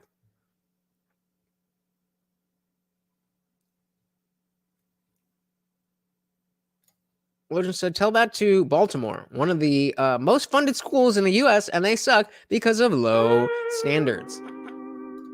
The left needs schools to be bad. Yep. They need to be able to slide their bullshit in there. They don't have children of their own. They have yours. Instead of the agent said, the issue is how monopolistic the government has gotten. Yeah, oh yeah. Montefiore such a large bet the largest budget in all those schools is the admin side, not the teachers. Yep. And so then how does that fold into the idea that the teachers unions are getting in the way of this if the teachers aren't even getting paid? So the parent should be in control of the money spent on their child. Yeah, absolutely. So he says a bit of a catch-22, but in theory, schools would have report cards and parents will send kids to better schools. Exactly. In a free market, they can't get away with overhead corruption costs. Exactly. Competition. Let me remind you that me, somebody who has no children and has not been in school since 2012, has not been in high school since 2008, I'm getting TikToks on my For You page of middle school teachers saying that their seventh graders, their normal average seventh graders, are unwilling, but also unable to complete work that they would formally give to their fifth grade remedial class before lockdown. I don't have kids. I'm not a teacher. I don't have any reason to care about that except for the looming obvious issue that this is the future of our society. Suzanne says, child's education, they are legally responsible for their education. Yeah. Montefiore said to David, if admins aren't showing results, they will either lose the school and budget or realize they have to stop robbing the budget. Exactly. The teachers' unions are the source of the overhead. Okay. All right. I see. So the unions, are on the side of like the not the side of the teachers, apparently. To be said to David, well, if school knows they will get fewer kids, thus less money, they will be forced to do better or be replaced. Yep. David said, quote, better schools still have limited capacity. If you abandon underperforming schools instead of taking measures to make them better, you leave students without access to even a poor education. But they have access, so they can go to better schools. You might have to go further away, but you make your choice. Do you want that's why it's called school choice. You can stay in the shitty school, or you can get up an hour earlier and go to a better school. What do you care more about? Your child sleeping an extra hour, or your child getting a good education? This is exactly what I mean. Well, we can't help everybody, so let's help nobody. We can't help everybody, so let's help nobody. How is that a solution to anything? One of both said that's why the funding gets taken from those underperforming schools and flows to the good schools. Yeah, as it should be. Loden said, I removed the national federal public school system and make the states directly responsible for schools again. I mean, hell yeah. I think, I don't know if that's right on the docket, but if we could move in that direction, that would definitely be better. Anything federal is not good. Instead of the ages said, the teachers' unions are concerned about the teachers and the admin, not the kids. Gotcha. David says, an unwanted foe, they still have limited availability, and a lot of working class parents can't simply take an hour or more out of the workday to go to another district. Busing is part of school choice. They will provide the transportation, or at least that's forms of it that I've heard. And again, that's more money. That's more in taxes. Somebody who does not have children, am willing to pay more in taxes for children to be able to be bused to the schools that they need to be bused to.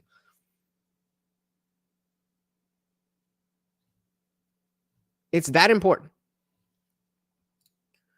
Would not be better to say school doesn't have an average within 10 students? Yeah, like, yeah, there has to be some metric that you're doing what you're there to do, to make children who are ready for society. If you're not doing that, you don't deserve to exist as a school.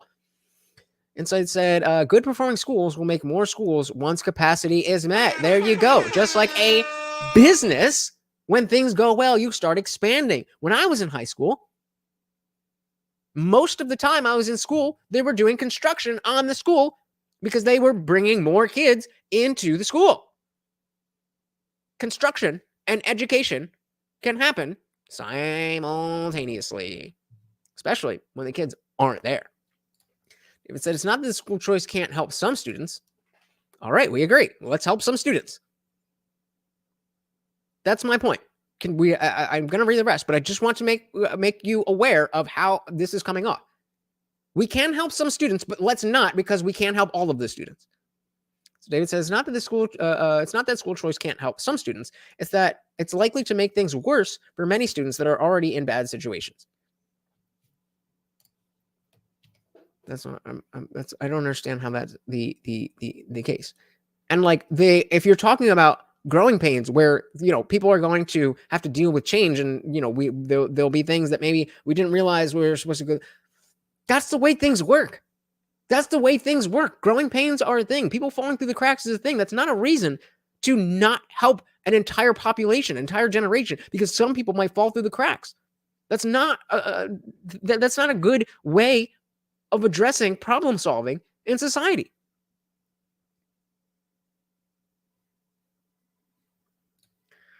And so the public schools already have to perform to keep funding coming, but they excel not in teaching. They pad test scores to keep their funding. Yep. Oh, wrong one. Sorry. All right. Suzanne says standardized testing was brought into standardized testing was brought in to test the effectiveness of the teacher, not the ability of the child. Yep. Well, it certainly stayed that way, didn't it? All right. Let's finish the last 5 minutes here. Let's see if they've got any revolutionary ideas. I mean, rather than forcing a child to go to that school because that's his district, the voucher is attached to the child, and he can take it to any school he wants. I agree with that. Okay, I agree with that 100%. I agree with that. The issue is like if they don't do you know why it's been shut down in the government? No. Because it's racist. The government's kind of, we have been told that is racist for what you just said. Maybe some black kids don't have parents with cars. Maybe they don't, it would be further from, but the point is, right? We can't help all of the kids, so let's help none of them.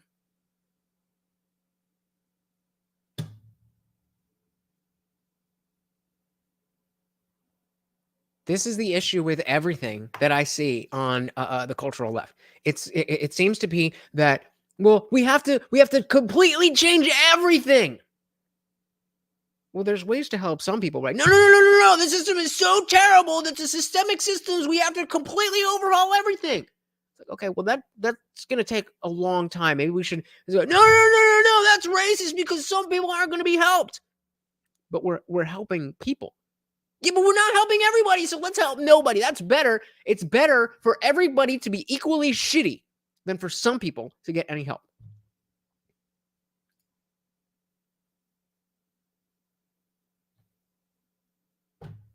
And I'm not sitting up here saying that, I'm not saying this. I genuinely don't understand a lot about why the pushback happens. And I should know better.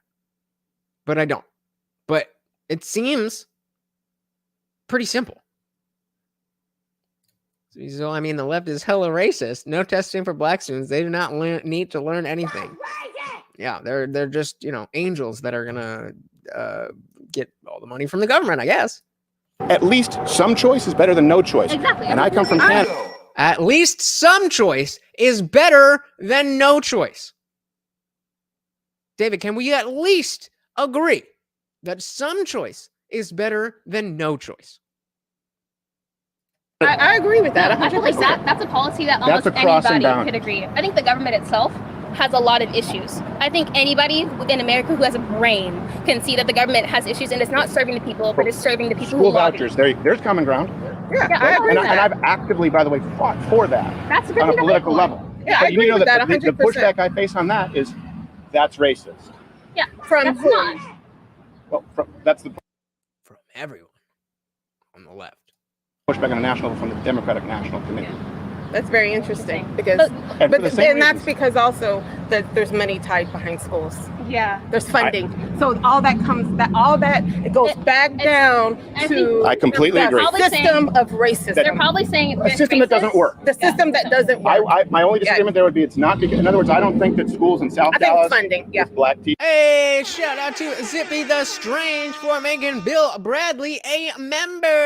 And of course, you know that every single donation comes with a treat for Morty. Thank you, thank you, thank you. And Bill, welcome to the Disciples. Make sure you join the Discord. We do have the free channel open, and just click that link. If you are already there, and just send me a DM and I will give you the permissions for the full Discord server so that you can be part of the after party. Thank you, thank you, thank you. Welcome to the Disciples. Teachers with black principals. I don't think that they're racist. I think that there's no accountability in the public school system. I agree with So it that. hasn't improved. I don't think I it's agree racist. with that. I agree with that. Yeah, Okay. I also agree just, with that. I'm just gonna say, great, we found common Let's ground. protect. I think that the reason they're saying that it's racist, because it's obviously not, right? I think it's because they probably have some other like financial reasoning behind it that's prohibiting you. And I think that's the biggest issue in America, or not the biggest, I think one of the biggest.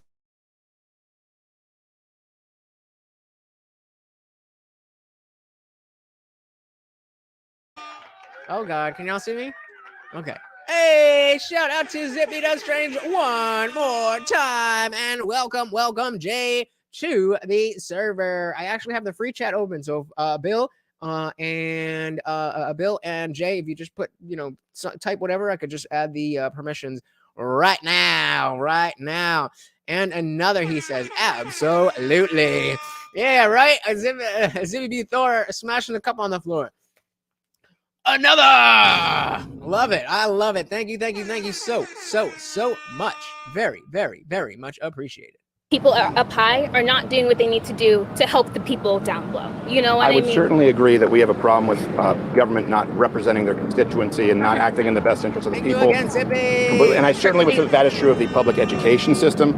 And I think it's failed all children, law and system. particularly, children in the black community. It has not served them It's not well. just children in the black community. It's people of color. It's children everywhere It's too. Hispanic. It's black. It's Asian. It's everywhere. If it's a white boy, if it's a little white kid that is at a Title I school, he's still getting that. I agree. It's a class So issue, it's a across race the issue. board. It's the educational system That's problem. across the board. Yeah. Yes.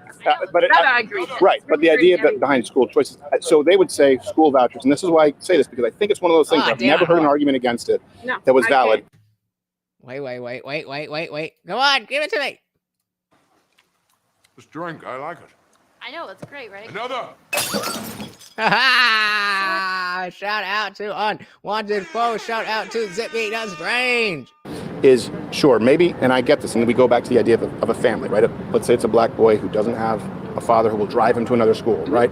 He's going to be more disadvantaged than someone who does have two parents. But he is distinctly more disadvantaged right now by being a byproduct of what you said, and I agree with, his immediate environment. In other words, right now, where black children are disproportionately negatively affected is they have no choice, and so the school is a byproduct of the environment, and it's not worked. And so It's not worked. It's not working. What, you want to come up here? Come here. Oh my God. Intelligent.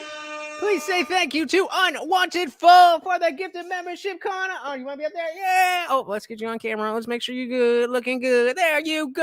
Oh my God. Intelligent, make sure you join the Discord server. You know how full access. And of course, we are headed to the after party as soon as this is done. Thank you very, very much, guys. Much appreciated. having the option to go anywhere else, and I say this because I'm from Canada. That's where I was raised, where I went to public school. I was not raised in a wealthy household. I was raised in a 3-bedroom apartment with 4 people, about 900 square feet. But I did get a much better education. The reason I didn't know until I moved to the States, as long as I was willing to get on a bus, I could go to a choice of 5 different schools. And I came to the States And I said, wait a second. You have to go to that school just because it's your zip code? Yeah. People said, yeah, it's The archaic, yeah. it's asinine. And if there's no other common ground, I think that's something that hopefully everyone can at least move toward. Yeah, I think that's why like private school gives you such a bigger advantage, is because you get to choose where you want to go. And teachers get fired if they're bad. No, they do. That too. But I mean, you know, I think we get basically, you know, where they're coming from and where he is coming from. That this is this conversation hasn't changed. This conversation hasn't changed. And that should be alarming to you if you are on that side of the conversation. Why hasn't it changed? Why haven't we seen, you know, different ideas in this lexicon? Why haven't we seen this being expressed in a way that's different than what we've seen before? It's the same old shit being trotted out over and over and over and over and over and over again.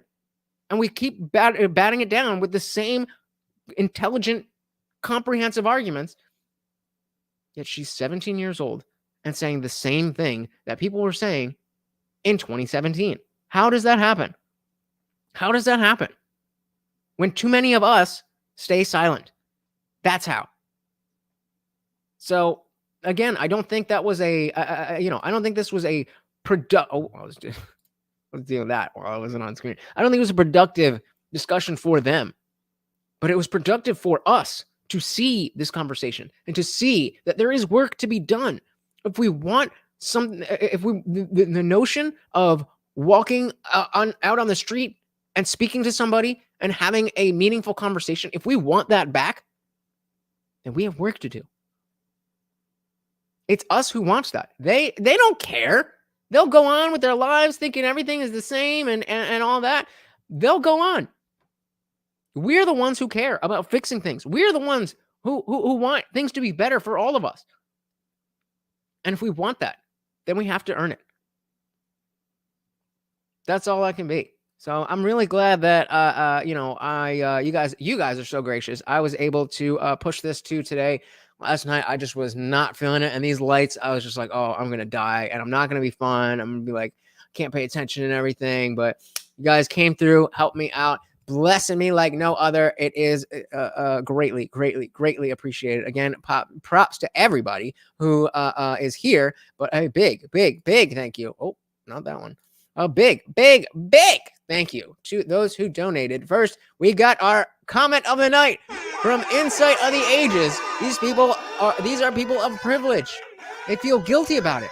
And instead of building ways to reduce the class divide, they have been convinced to focus on race. This encapsulates everything that we've just seen. Everything. Well done. And then, of course, we got to say thank you to Dan Jensen. We got Unwanted Foe stealing that spot with the 247. But we had Zippy the Strange come in with the double gifted memberships. And Unwanted Foe had to do his own. Thank you so much, guys. I really enjoyed this one. I think we learned a lot about an area where maybe we didn't realize there was still that much to be learned. So I really appreciate it, guys. Again, like Nick says, props to all of you guys. Props and respect. Let's see our last one here. Suzanne says Trump announced a new plan for the school system. It's an interesting way around the federal state thing. Well, I am all for it. Let's see what it is. Members, I am looking to see you in the after party where you are not stuck behind your keyboard, but you are actually on screen with me and everybody else. You can come up. You don't have to if you don't want to. Either way, it is a grand old time. Come and join us. Until then, guys, this is Morty, and I have been your host, Lutch, a.k.a. the Indian Jesus, here to resurrect the second coming of common sense. Until next time, he's already out of here, and so am I. Later. Peace.